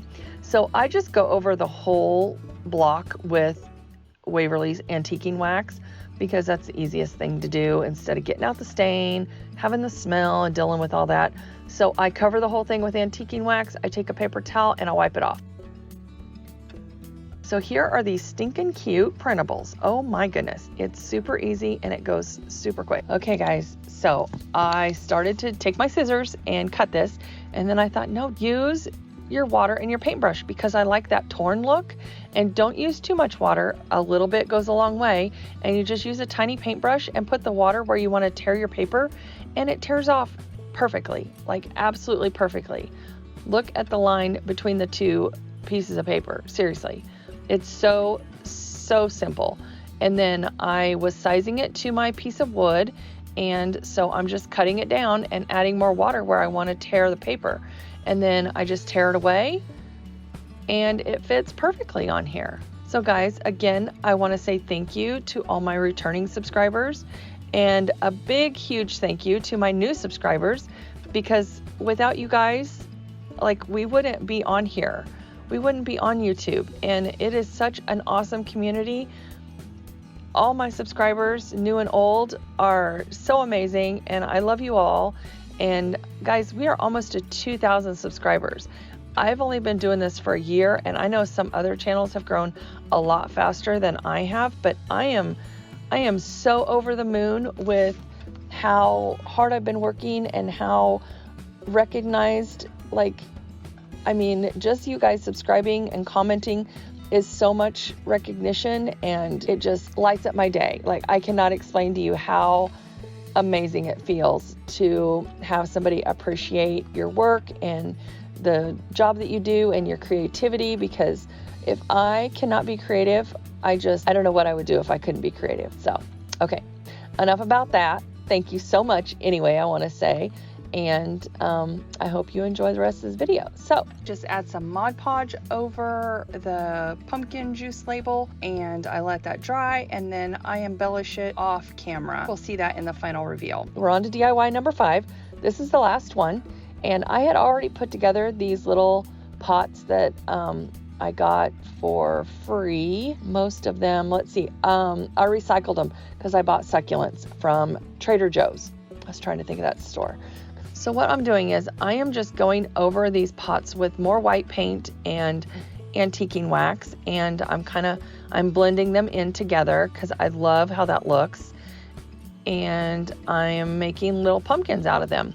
Now, I didn't show where I embellished these little items that I made at the end, but you will see how I embellished them. I was trying to make this video super short, and I don't think I accomplished that, but I tried. I wanted to hold your guys' interest in, and I didn't want you to see me painting and all that stuff the whole time. So basically, I am just antiquing these, going over them with white until I'm satisfied with how they look, and then I go back in and I add some raffia to the tops of these, and they turn out so cute. Here is my garland, and like I said, I used 5 big beads total, and I put them in between 5 little beads. And if you haven't gone over and checked out my community page on YouTube, you might try that. Stop by over there and just say hi. I post new videos. I post the winners of my giveaways. I do sneak peeks. I do all kinds of different posts over there. So you might stop by and just say hi.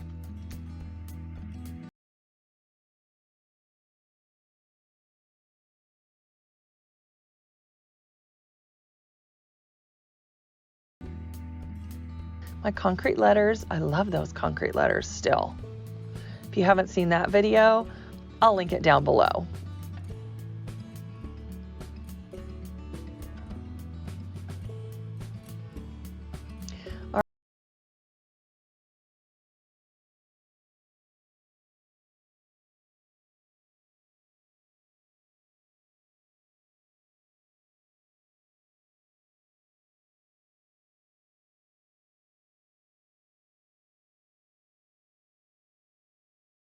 Into these DIY. DIY number 1. This first DIY is going to be super simple, and it is inspired by Julie from Julie's Designs and Signs. I have a whole bunch of these pitchforks, and they're all painted purple. My brother-in-law brought them to me years ago, so they have literally been out in my yard by my craft room door waiting for me to just do something with them. I loved the rust look on them, but somebody had painted them purple, and I'm not a fan of purple, so I took them outside. I tried to strip the purple paint off, but that didn't work. So then I just went over it with flat black, and I didn't go over the whole thing really well. It's not solid because there is rust. I just went over it enough to cover the purple. And after I got it spray painted, I let it dry really good, and we brought it inside to embellish it. So this greenery, guys, oh my goodness, wait till you hear the story behind this greenery. It is fantastic greenery. It is, oh my gosh, the colors are awesome, perfect for fall, not too green, not too red. I mean, it's got yellow and red, and it's so pretty, this greenery. And you'll have to watch my next haul video to learn more about where I got it and how we came across it and what we paid for it. Oh my gosh, you guys are gonna flip. So anyway, I am just getting together some greenery. I want this to be like a fall kind of bouquet. So I am just getting together some flowers that I've had in my stash for a really long time. They're very whimsical, and they kind of look like cat's tails, but they're different colors. Brown and like a reddish brown, a rust color, a purple. I mean, they're just all different colors. So I just got a bunch of these flowers together and a little bit of lavender. And I'm just kind of bunching them together to see how I like them. And then I figured, okay, that's good enough. So now I'm just wrapping them together with twine. I tie a knot and I leave the tail. And you see how I pulled that tail back? I zoomed in so you guys could see that. So I pulled that tail back, and now I'm just cutting the ends, making them all even. I continue to wrap that twine, and now I'm going to tie it in a knot. And then I'm trying to decide, do I wrap it around one of the, I don't know what you call those pokey things, one of the stakes, or do I wrap it around the handle? So I decided to wrap it around the handle. And then I take what's left of the jute twine and make a hanger for it. So that worked out perfect. And then I think, oh, that's so pretty. I thought I was done, but I'm not done.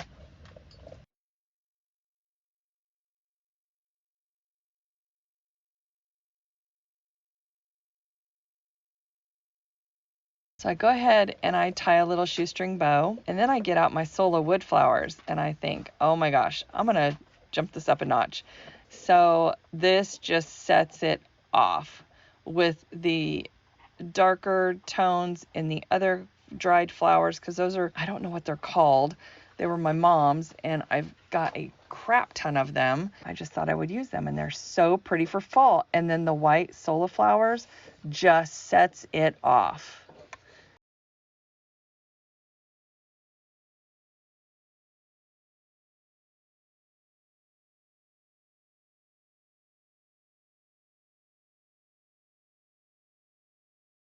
So now let's get back to the DIYs. DIY number 2. So this project is inspired by Connie from Connie's Creative Creations. And if you hadn't seen what she paints, oh my goodness, she is an amazing painter. And after I saw her paint a picture and it was not pumpkins. It was just a picture of a scenery of a well-known place. And I was like, oh my gosh, I miss painting so much.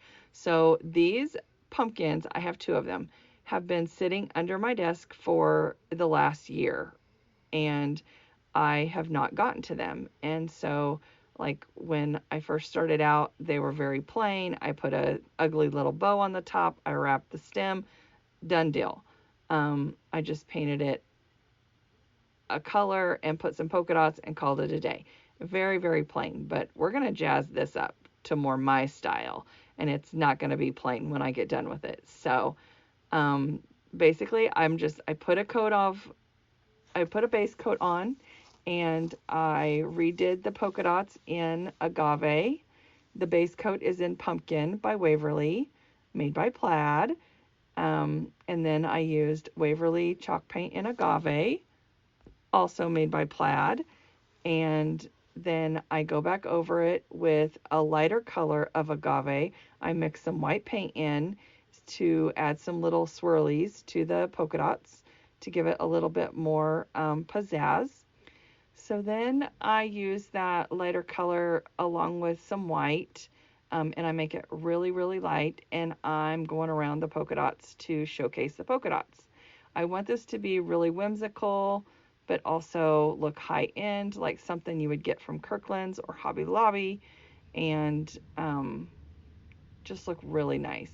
This pumpkin form actually came from Hobby Lobby last year, or not last year, probably 2 years ago, because this has been sitting under my desk for a year.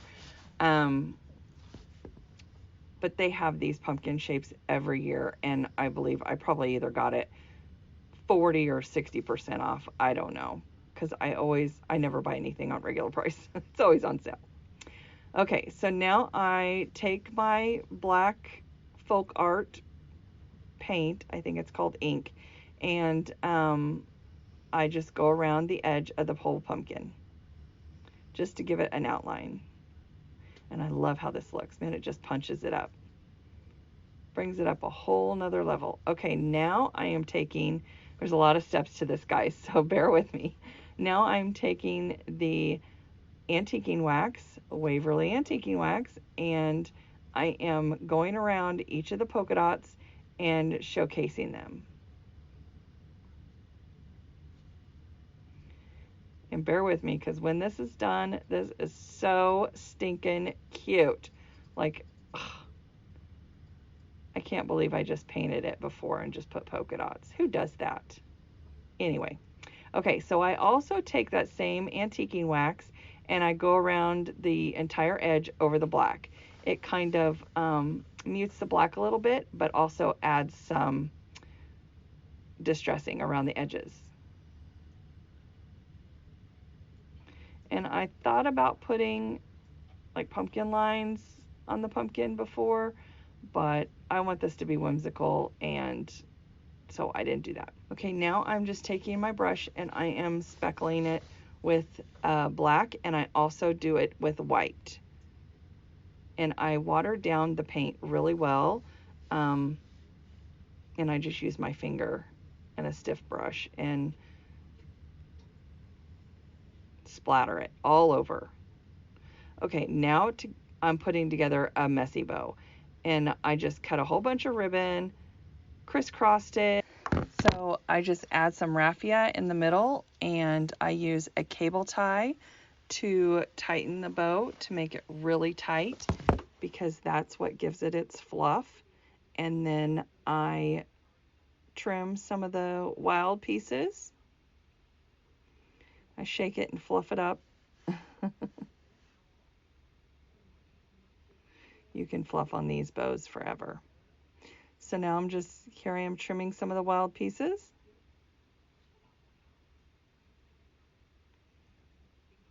And then I bring it together in my hand and trim all the way around just to make it even. And guys, if you haven't hit that subscribe button, you might as well. You're already halfway in. All right, so now I thought I was going to use some eucalyptus as the leaves, but we're going back to those leaves that I used in the first DIY. I actually use the same stem for all 3 projects that we're doing today. And I cannot wait to tell you about these leaves and how pretty they are and where I got them and how much I paid. Oh my goodness. But you'll have to wait for the next haul video coming out next week. All right, guys, now on to DIY number 3. I got these baskets at a thrift store. This DIY is inspired by Sherry at Canterbury Cottage and Barb at the Shabby Tree. I think they both did this project. Well, I'm pretty sure they both did this project. I know Sherry did it, and I know that I've seen Barb do it as well. So this does not match theirs. It doesn't. It's inspired by, but they used 2 baskets and they put them together. I think Barb's was a lot bigger at the Shabby Tree. But I found these baskets and I thought, you know what, this is going to make the perfect pumpkin. So I used my agave chalk paint by Waverly, and I gave these baskets 2 good coats. They were already spray painted white. And did I say I picked them up for $1.50? Anyway, if I didn't before, they were only $1.50. So this project literally cost me $3. Then I covered both these baskets with Waverly white wax, and I did it in sections. I brushed it on and then I wiped it off. I actually used the same brush that I painted them with. So I brushed it on and then I wiped it off. Okay, so here they are, both of them white waxed. Look how pretty that looks already. Oh my gosh, that color agave is gorgeous. I don't know why I don't use that more often. So now I am just gluing the baskets together, one on top of the other.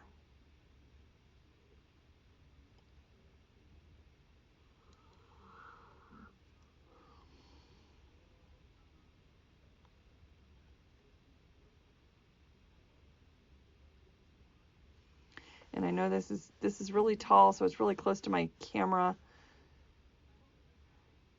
And I apologize for that. But now I am going over it with some dark wax to dirty it up and to make it look a little distressed. Oh my gosh, guys. This just makes it. Like, I cannot tell you how gorgeous these baskets look. I mean, these DIYs are so high-end.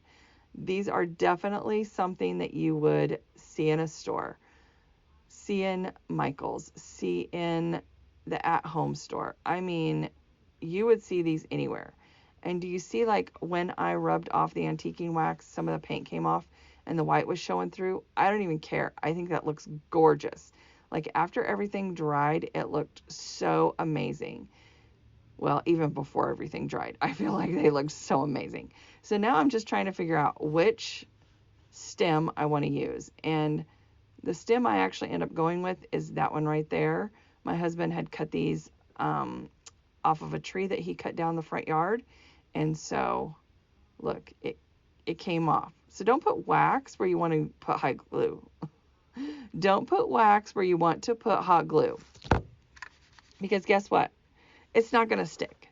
However, I did not peel the glue off, and I just put more hot glue and it stuck just fine. So I tied that raffia around the stem and I left it like that. And now I'm putting together a messy bow. I'm using the same bow that I used in the second DIY, and I'm using the same cable tie to tie it all together. This time, however, though, I am unraveling the jute string. I love how it looks. It reminds me of little tendrils on the pumpkins, and I just think that adds a little touch of flair to this project. And you can see where I went and unraveled all the jute. So gorgeous. Oh my goodness. And then I am going to add some leaves to this project, and it is done. Guys, don't forget that this is a collaboration. I will leave the playlist I will leave the link to the playlist down below in the description box. And please hop over to Connie's channel, Connie's Creative Creations, and also Megan's channel, Painted and Distressed. And I will also leave their links down below in the description box as well. And if you have not hit that subscribe button, please do so. And please give this video a big thumbs up if you liked any of the projects that I made today. I just love how these projects all turned out, and I appreciate you so much for stopping by. So thank you.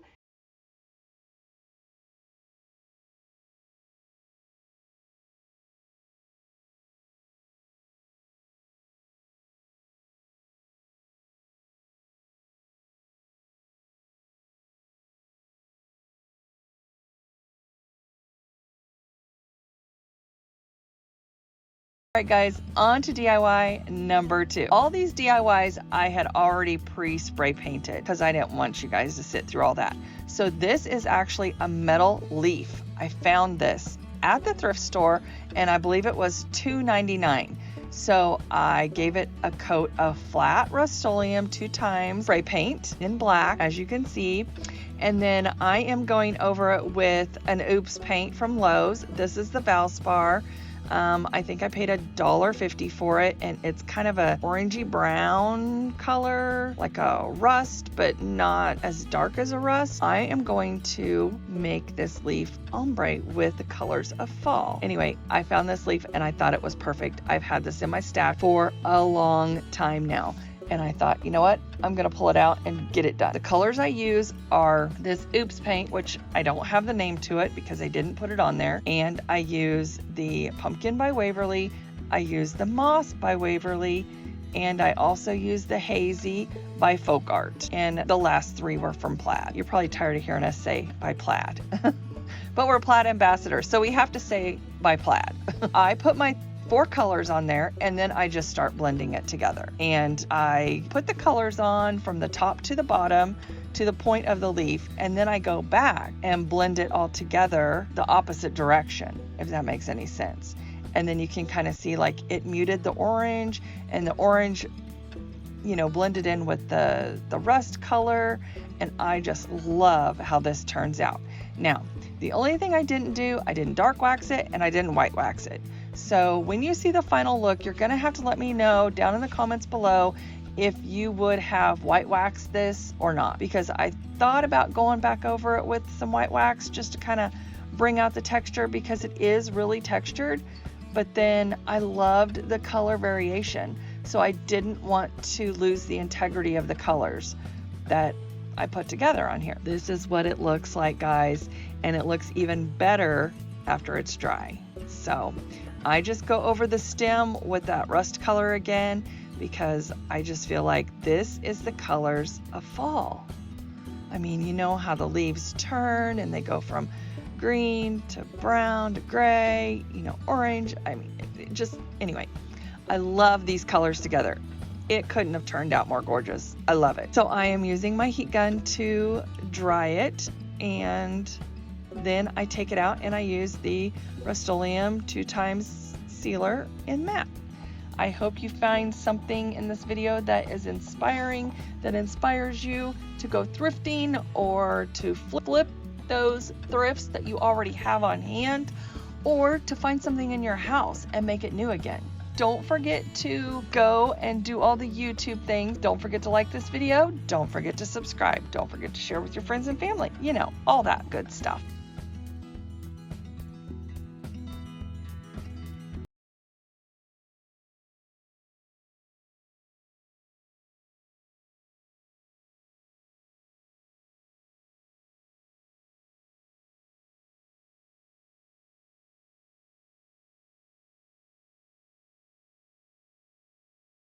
I had these rolling pins that I had thrifted, and I need to get them upcycled. I am painting this one in the beautiful color Agave. If you have not seen my last video where I made the pumpkin out of 2 little baskets in Agave, oh my goodness, I am just in love with how it turned out. It is gorgeous. So then I go over the agave with the dark wax, with the antiquing wax by Waverly, and I love this technique. So then I put it on with a baby wipe, and the baby wipe takes too much off. So I go back in with a little bit more, and it dries super quick. Now I'm going in with some white wax.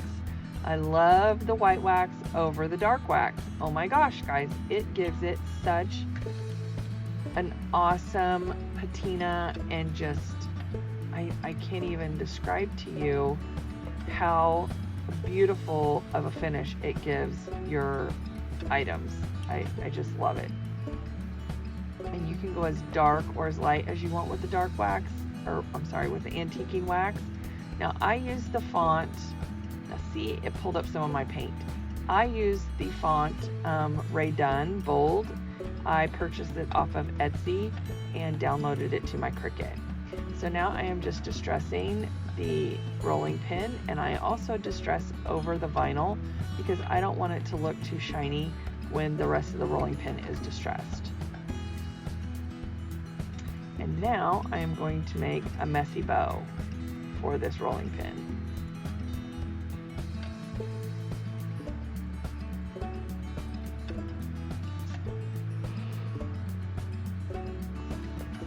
I just cut all my ribbon to about the same length. I'm not precise with this, and if I'd have been thinking, I would have cut like 2 or 3 pieces of each ribbon instead of going back and forth, but it's fine. I just grabbed some ribbon and cut it and put it in a pile.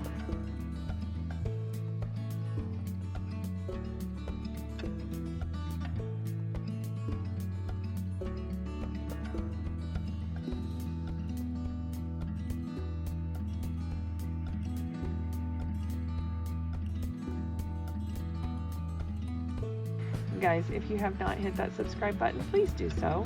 If you see something on here that inspires you, I hope you will make it and tag me on Instagram.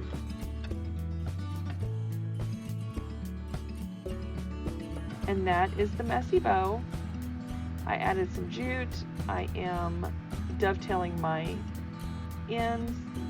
I am fluffing the bow, because I do a lot of fluffing of bows, lot.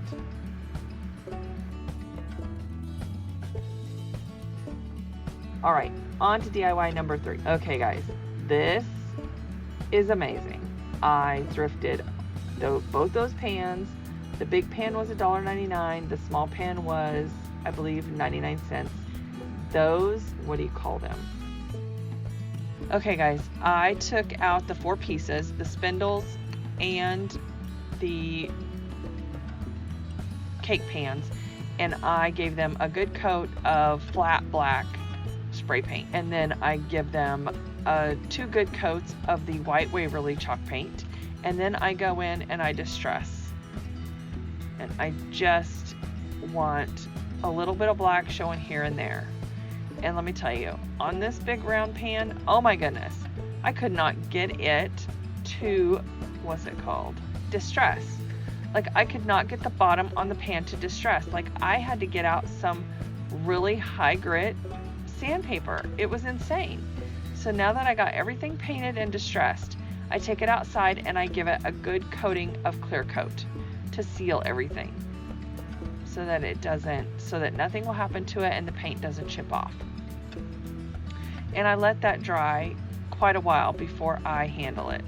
So now I am just taking the screw and attaching the longest spindle, and it is tall. Guys, this is tall from a bed frame. Amazing. A bed frame that I got for free. I bought a whole bunch at a thrift store, and I forgot to tell them I wanted the bed frame for $2 is all they had on it, and I was more than willing to pay. And she's like, just take it. I'm like, what? Are you sure? I'll take it. I'll take it all day long. So now I am just attaching the top pie plate, or tart plate, I think is what it's actually called. And it goes on just fine. My husband drilled me some pilot holes to make it easy for me, and they are attached. Now I am attaching not the spindle. This is a finial. This was actually the bedpost, one of the bedposts on the side. When I saw this bed frame, I was like, oh my God, I have to have it. It had like 18 spindles, and not including the bedposts or anything like that. And my husband was like, really? Seriously? we don't need a bed frame. I'm like, babe, it's not a bed frame. Those are spindles. So after I glued down this finial, I realized that it was not in the center. And when I went to move it, it ripped up all my paint because it is a non-stick pan, but easily fixed.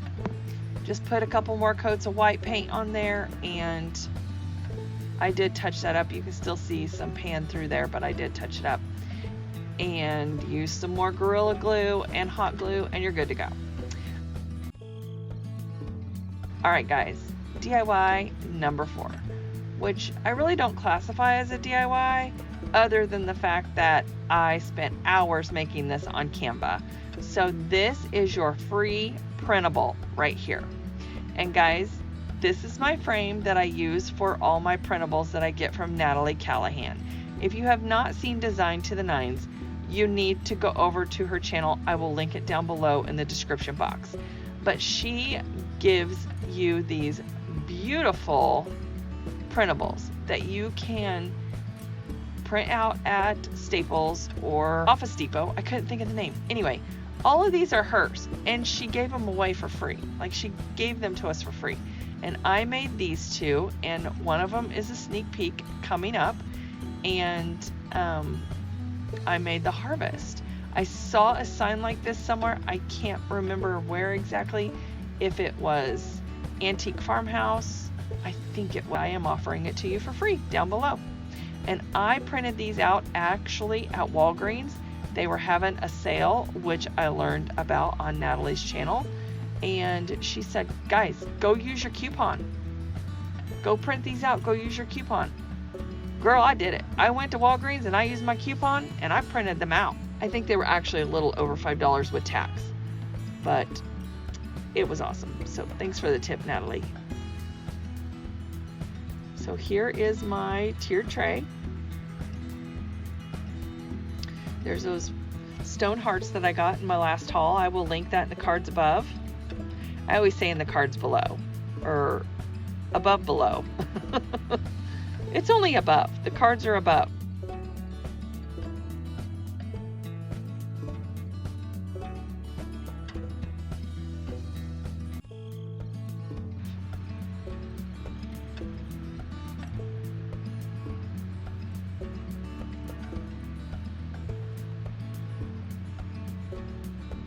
Decor for fall, and I've never done this before, so this is completely out of my wheelhouse. DIY number 1. Okay, so we are going to be doing a dream catcher. I love dream catchers. I've never made one. I've always wanted to. I have 1,000 doilies somewhere, but I couldn't find one, not one. And I just bought these the other day on a whim. I saw them laying there in the thrift store, and I just happened to pick them up. Thank goodness, because I couldn't find my other doilies, and I know I have them.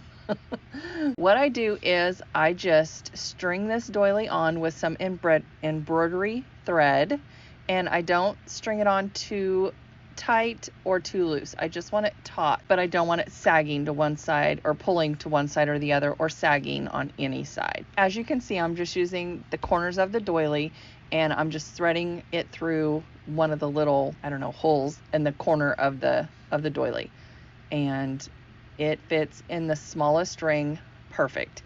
Now, this is a pack of 3 that I got from Dollar Tree, so these 3 rings cost me $1. And I pull it tight, and I make sure that it's center, and then I just tie a knot.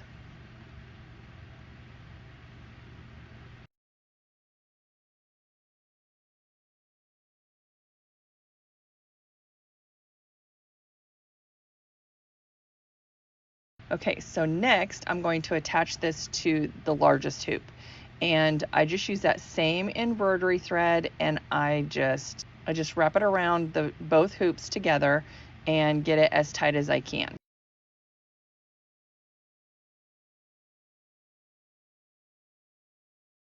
And here I'm going to show you what it looks like. Okay, so now I am just taking my embroidery thread and I am weaving it through the holes in the doily and around the largest hoop. Now, I have never made a dream catcher before. I'm not a dream catcher expert. I just had a vision in my head and this is what it was. And if I would have been thinking, my vision should have involved some beads, but it didn't. I didn't think of adding beads until after I was done. So there's that. So now I am just adding clips to keep the string in place because I want to pull it tight and I don't want it to move around. And now I'm just adding some hot glue to keep those strings in place. And I just add a tiny, tiny bit just to hold it in place. And I put it on the back side, not the front side.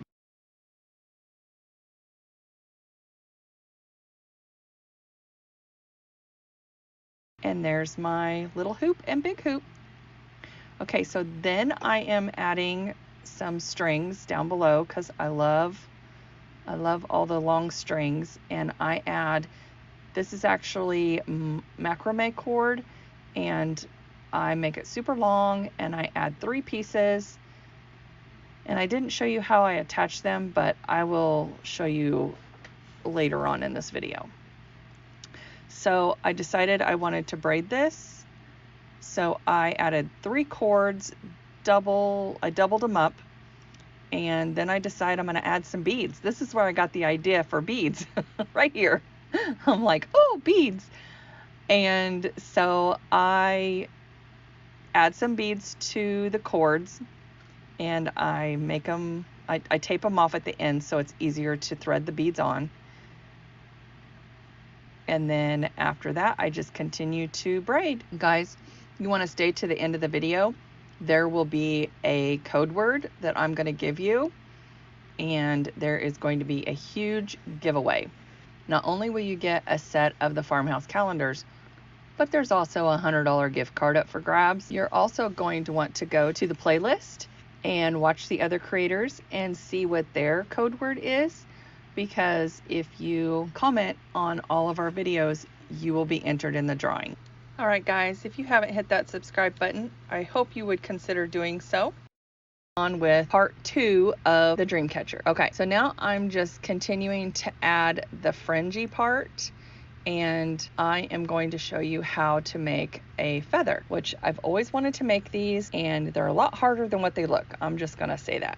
So what you do is you get your middle cord as long as you want it, and I kind of measured mine to the same length as the cord that I braided. So I added the beads to the top because I wanted beads on both sides, and then I start cutting my macrame cord to length, and here I'm just showing you, and honestly I didn't measure these at first, and I'm just showing you how to put it on the cord. So basically you fold it in half. You fold one piece of cord in half, you lay it under the middle cord, and then you fold the second piece of cord in half and you lay it over the middle cord, and then you pull them through the loop. I hope that makes sense. Anyway, you can see what I'm doing. And then I decided maybe I better measure these. They're about 12 to 13 inches long. I was just going to show you here how long it was, and then I just start cutting. Okay, so I just continue cutting the cords, and here you can see how I put them on the middle cord. I just match up the ends, and then I pull the ends up through the loops that are laying there. Super simple. This is the simple part. The hard part is brushing out the feather and cutting it to make it look right. And actually I feel like I cut more off than I wanted to because I wanted a big feather and I wanted multiple feathers, but this one took so long, and I'll tell you why in a minute. Okay, so now I got all the little loops on there, and I am cutting it down.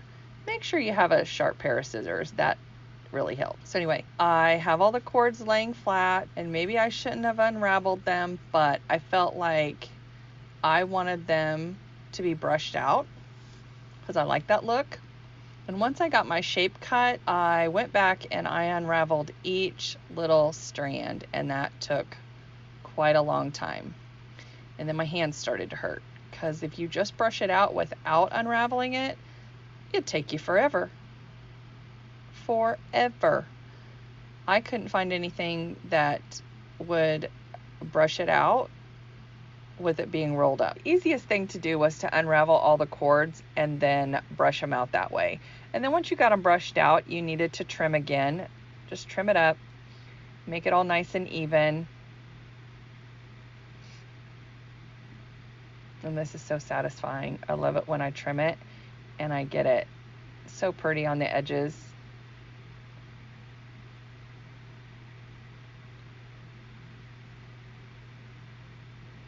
But then I went to hang it and it doesn't hang like a feather. It just kind of droops there. So I thought my sides were too long, so I trimmed up the sides even more than what you're seeing here. But I kept having to brush it out because I'm kind of a perfectionist, OCD. Anyway, crafting is really hard for me. It's hard when you're a perfectionist.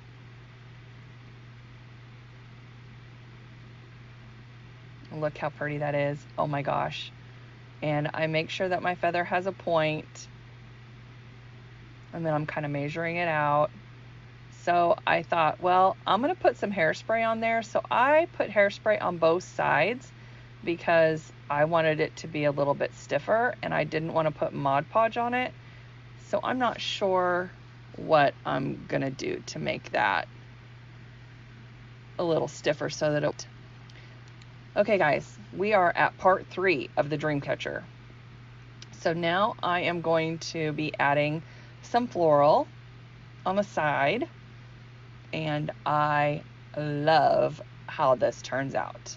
I'm not in love with the fringe. I think I'm gonna have to change it up because I wanted more, and I wasn't happy with the doily being like ivory, and then the white cord at the bottom was just too stark white for me.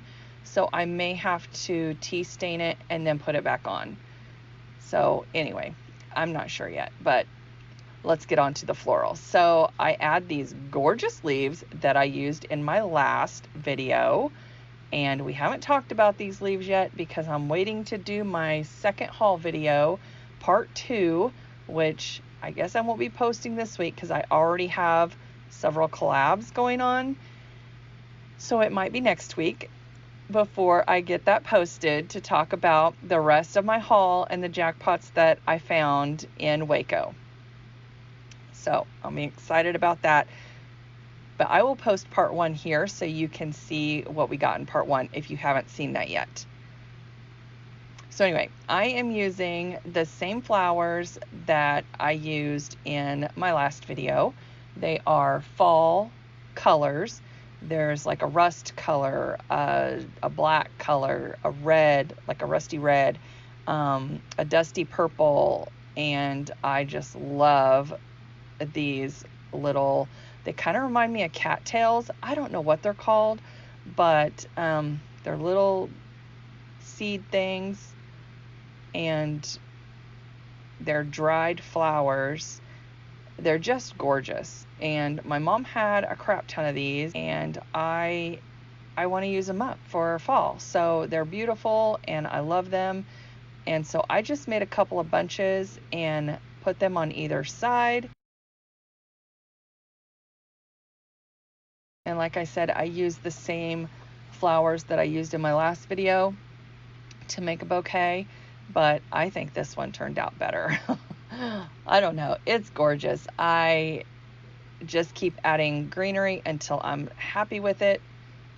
So there's different kind of leaves. There's big leaves, there's these little leaves that come on this dried flowers, and I also end up adding some lamb's ear, which I feel like just elevates every bouquet. I mean, any flower arrangement you put lamb's ear in is going to look high end to me, I think. I think it just adds to it. It's another layer of color and texture so that all the colors aren't the same, and I love this when I get it done. So I hope you love it too, and you'll have to tell me what you think if you like it as well as I do. So I just continue to layer the leaves.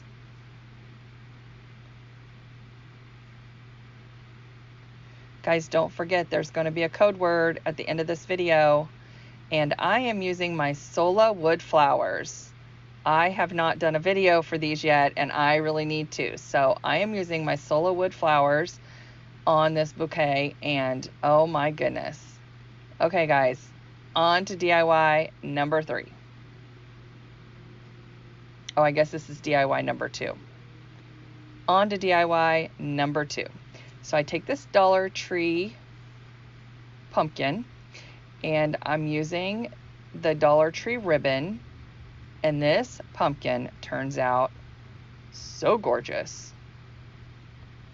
So I'm giving it a layer of white chalk paint by Waverly, made by Plaid, and then I go over it with, which I forgot to turn on my camera, I go over it with the antiquing wax. And I don't know if you've watched my last few videos, but guys, I'm in love with white wax and dark wax mixed together. But the white chalk paint and the dark wax, if you leave the white paint a little damp before you rub on your dark wax, gives the same effect, and it just looks beautiful. So I am using this feather foil ribbon, I don't know what they call it, but they call it ribbon, from the Dollar Tree, and I stick the top part down through the hole where the stem was, and then I Mod Podge the rest of it on, and on the bottom. And I'm not worried about the wrinkles and it not sticking to the pumpkin. It's gonna be okay, and I'll tell you why. I accidentally came across this. So it was a happy accident. So here I am adding the last piece, and I thought, oh my gosh, it is not touching because I overlapped the other sides too much. So it literally took me like 4 pieces of this ribbon to go around this whole pumpkin. And I just cut the bulk off at the bottom because I don't want it to be so bulky that it's not going to sit flat. And look at this ribbon. I love this ribbon with the feathers on it. It is so gorgeous. Like, how could this only be $1? So I just keep working with Mod Podge at the bottom, trying to get it flat. And my fingers are covered in Mod Podge and sticky. So now here is the trick to this ribbon. If you want it to shrink down to your pumpkin, just use your heat gun. I used my heat gun on the lowest setting, and it shrunk down perfectly to my pumpkin. Like, it not only did it dry, but all the areas that I thought were going to be gapping open, they closed down and shrunk down to my pumpkin. So now it's perfect. It turned out amazing. I love it. I'm going to have to make some more of these. Now, I don't know if I'm a fan of these gold leaves or not, but they're so pretty, and maybe I need to make them smaller, but I added them on to the top of this pumpkin because the gold feathers, did I say leaves before? Anyway, feathers. I cut this feather in half, and I don't know if I'm a fan of it or not, but I'm just going to use this old doorknob that I got, or drawer pull that I got at Hobby Lobby, and that is so pretty. Oh my gosh, I love this pumpkin. Love it. Okay, so now we're on to, I don't even know what DIY we're on.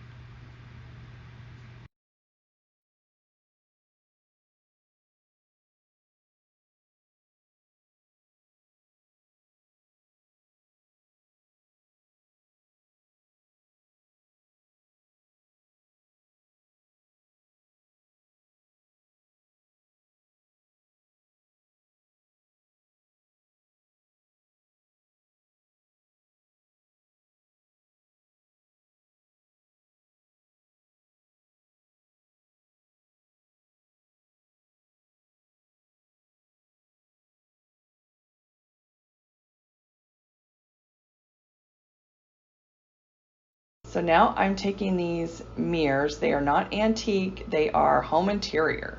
And these are plastic. They are gold plastic. So out with the gold and in with the black. I put a good coating of spray paint on, and now I am clear coating it with some matte clear coat. And honestly, it doesn't matter what clear coat you use as long as you clear coat them, because you don't want your black to mix in with your white. And I'm painting them white. Yes, I am. And I actually distress them in some areas so that the gold and the black both shine through, but not a lot, because I wanted full coverage. I liked how the black kind of showed through in the delicate parts where they have a lot of the, or not the delicate parts, the detailed parts where it has a lot of detail. And I love the shape of the mirrors. I thought these mirrors would be great for centerpieces on your table. If you did tablescapes, you could add them into your tablescapes. You could put these mirrors anywhere because they are skinny. They're like long and skinny. So you can either hang them on a wall or you can use them on your table, put them in a basket, put them on a tiered tray. I mean, you could do all kinds of things with these. And after I got them painted, I did distress them just a tiny bit. I didn't show that. And now I'm just putting them back together. And you can see I did not take the home interior stickers off because some people like that.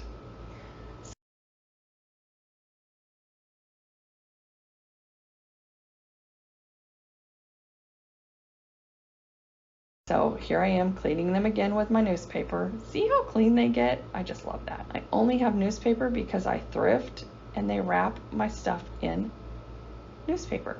Okay guys, so here I was kind of messing around. I have these metal words from Dollar Tree and I thought, you know what, that would be super cute to glue them on the mirror and hang them that way.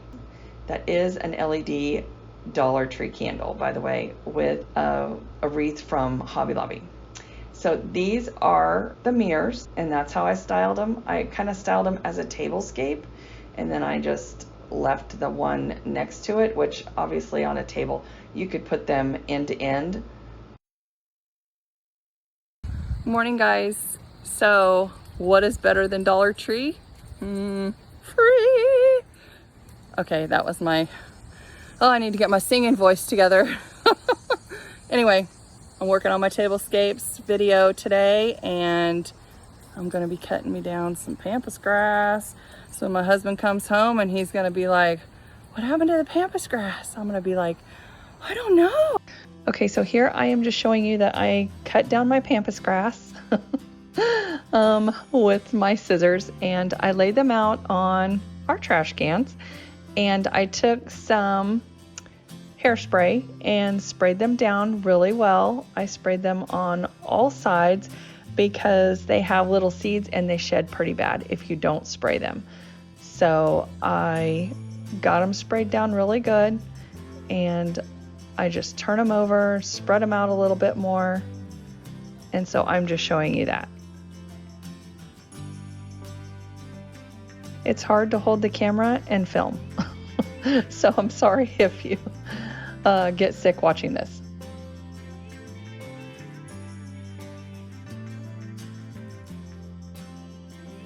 Okay, so now we are in the kitchen, actually the dining room, and I'm clearing off my table. Did you see those cowbells on the table? I don't know why they were on the table, but anyway. So I am just dusting it, and if you notice, this table was our mother's. It's an antique table. It has 5 legs, so it has one big center leg, and it's beautiful. But my sister decided that she was going to checkerboard it one year, and so she made the pattern, and she did really well. It looks really cool. She was into checkerboard before Mackenzie Childs got recognized or knew anything about Mackenzie Childs. So she did this years and years ago. She could have been Mackenzie Childs. And she just sanded down some of the squares to make them look checkerboard. So there you go if you like that look. I might go through and sand it all down and just restain it. I don't know, but I'm liking the checkerboard look for now. Okay, so I just arranged, which you really couldn't tell when I was arranging those flowers in the demijohn, but I just arranged my pampas grass in the demijohn, and I love it. It is gorgeous. Love it. Okay, I don't know why I have not done that before, but gorgeous. And pampas grass is free, y'all.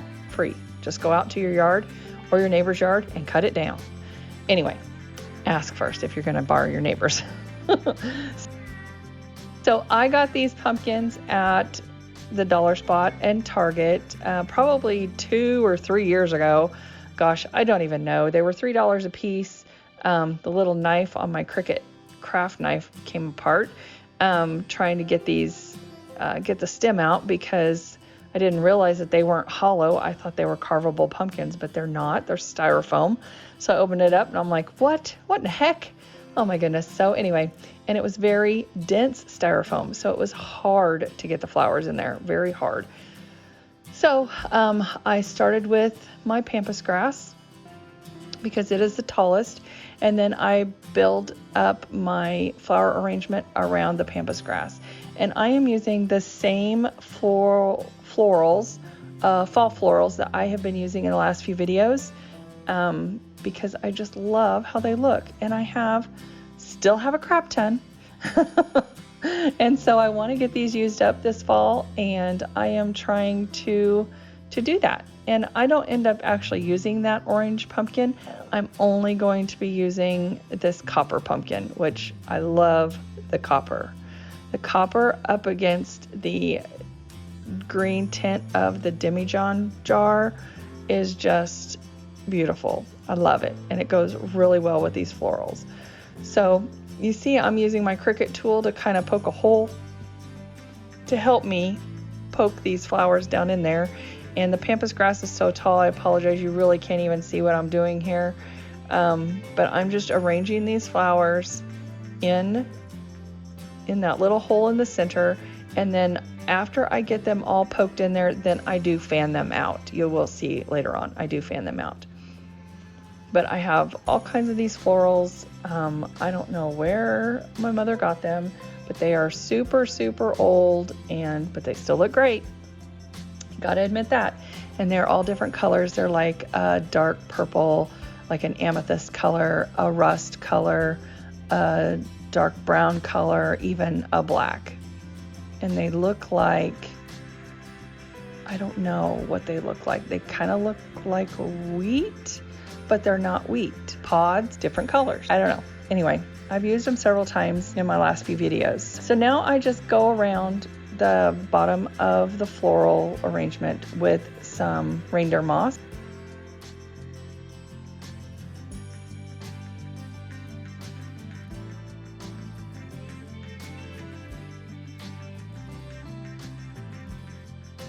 I like the green of the reindeer moss on the copper pumpkin. It looks really nice and it pairs really well together.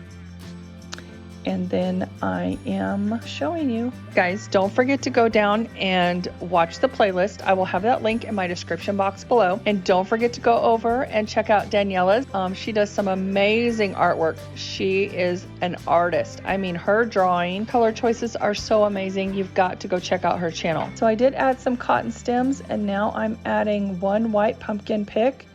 And these white pumpkin picks, I believe I picked up at Hobby Lobby last year on clearance after Thanksgiving. I picked up orange and white, and the white pumpkins I just love. And guess what? I have never used either of them. This is the first time. I am a craft hoarder, guys. I'm telling you, I have a problem. It's called hoarding craft supplies. I don't know why. So anyway, I am getting ready to arrange my tablescape. I just gather a bunch of things that I think will look really pretty together and kind of keep with the same color theme.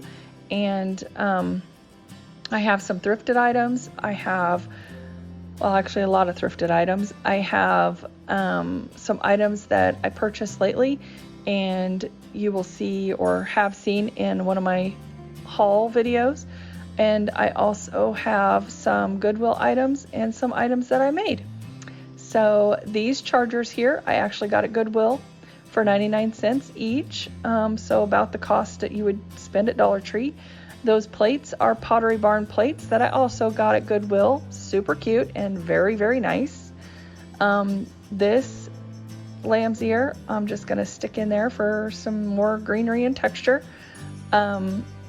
I got at Walmart. That pumpkin my sister gave to me, and it lights up. It is so pretty, and I think Either she gave it to me or I picked it up at Pier 1. I'm not sure. But it is a Pier 1 clearance item. I'm pretty sure she gave it to me. And if she didn't, I got it at Pier 1 on clearance. So this garland here I got at Dollar General for $3, and I just liked it as is. It goes really well with the demijohn jar and pairs real nice with that copper. So then I just set the pumpkin there. I couldn't decide where I wanted this pumpkin, but I kind of do it a couple different ways. So you'll have to stay tuned to see if you like the way I ended up putting it later on. And then I have some amber jars that I thrifted. And then I put together this little box. It actually, I got it at, where did I get that? I got it in Waco. And I don't think I've done the haul video on that yet or posted the haul video on that yet. But I do fill it with some items that I had made and some other items that I have thrifted. So you might recognize that sweater weather garland. I just did that in the latest video. And excuse my ring light, I didn't pull it out of the way. And I love insulators. So there is an amber insulator. There's also a bigger one inside of there that you can see right there. There's my rope concrete garland, my cross garland that I made, and my pumpkin juice sign, which also has the same dried flowers that I used in the copper pumpkin arrangement. This sweater pumpkin, I don't know where my sister got it. She didn't want it. She gave it to me. But it's beautiful and it's gray. And I thought, you know what? That goes really good with the lamb's ear, so I'm going to put it on the table. And there's that mercury glass light up pumpkin. Those books were also thrifted. That was part of the book haul that they gave me for free. They were going to throw them away. And that is my stone heart that was in my latest haul video. I love those amber jars. Oh my goodness. I get them sometimes at thrift stores, sometimes at antique stores. But that one I think is a tobacco jar. And we got that in Oklahoma. No, we didn't. We got that in Arkansas at my Arkansas haul. So you'll have to go back for that. But so cute. And I used a burlap table runner and I just folded it over. Our last name starts with F, so that's why it has an F on it. So guys, I just used what I had and I went through my hauls and all my thrifted items and put this tablescape together. I think it turned out gorgeous. I love it. And I love my demijohn and I use it in my table, on my table as decor as much as I possibly can. And this pampas grass in it is gonna stay for as long as it will hold up. I absolutely love it. And here's a closer look at some of my favorite things. And I hope you enjoyed this video. If you are new here, I want to thank you so much for stopping by, and I hope you consider hitting that subscribe button and ringing that little bell for notifications every time I upload. If you are returning, hey guys, so glad to see you here, and I hope you enjoyed this video. And if you liked this video, here are some more that you might enjoy as well. You guys have a great week.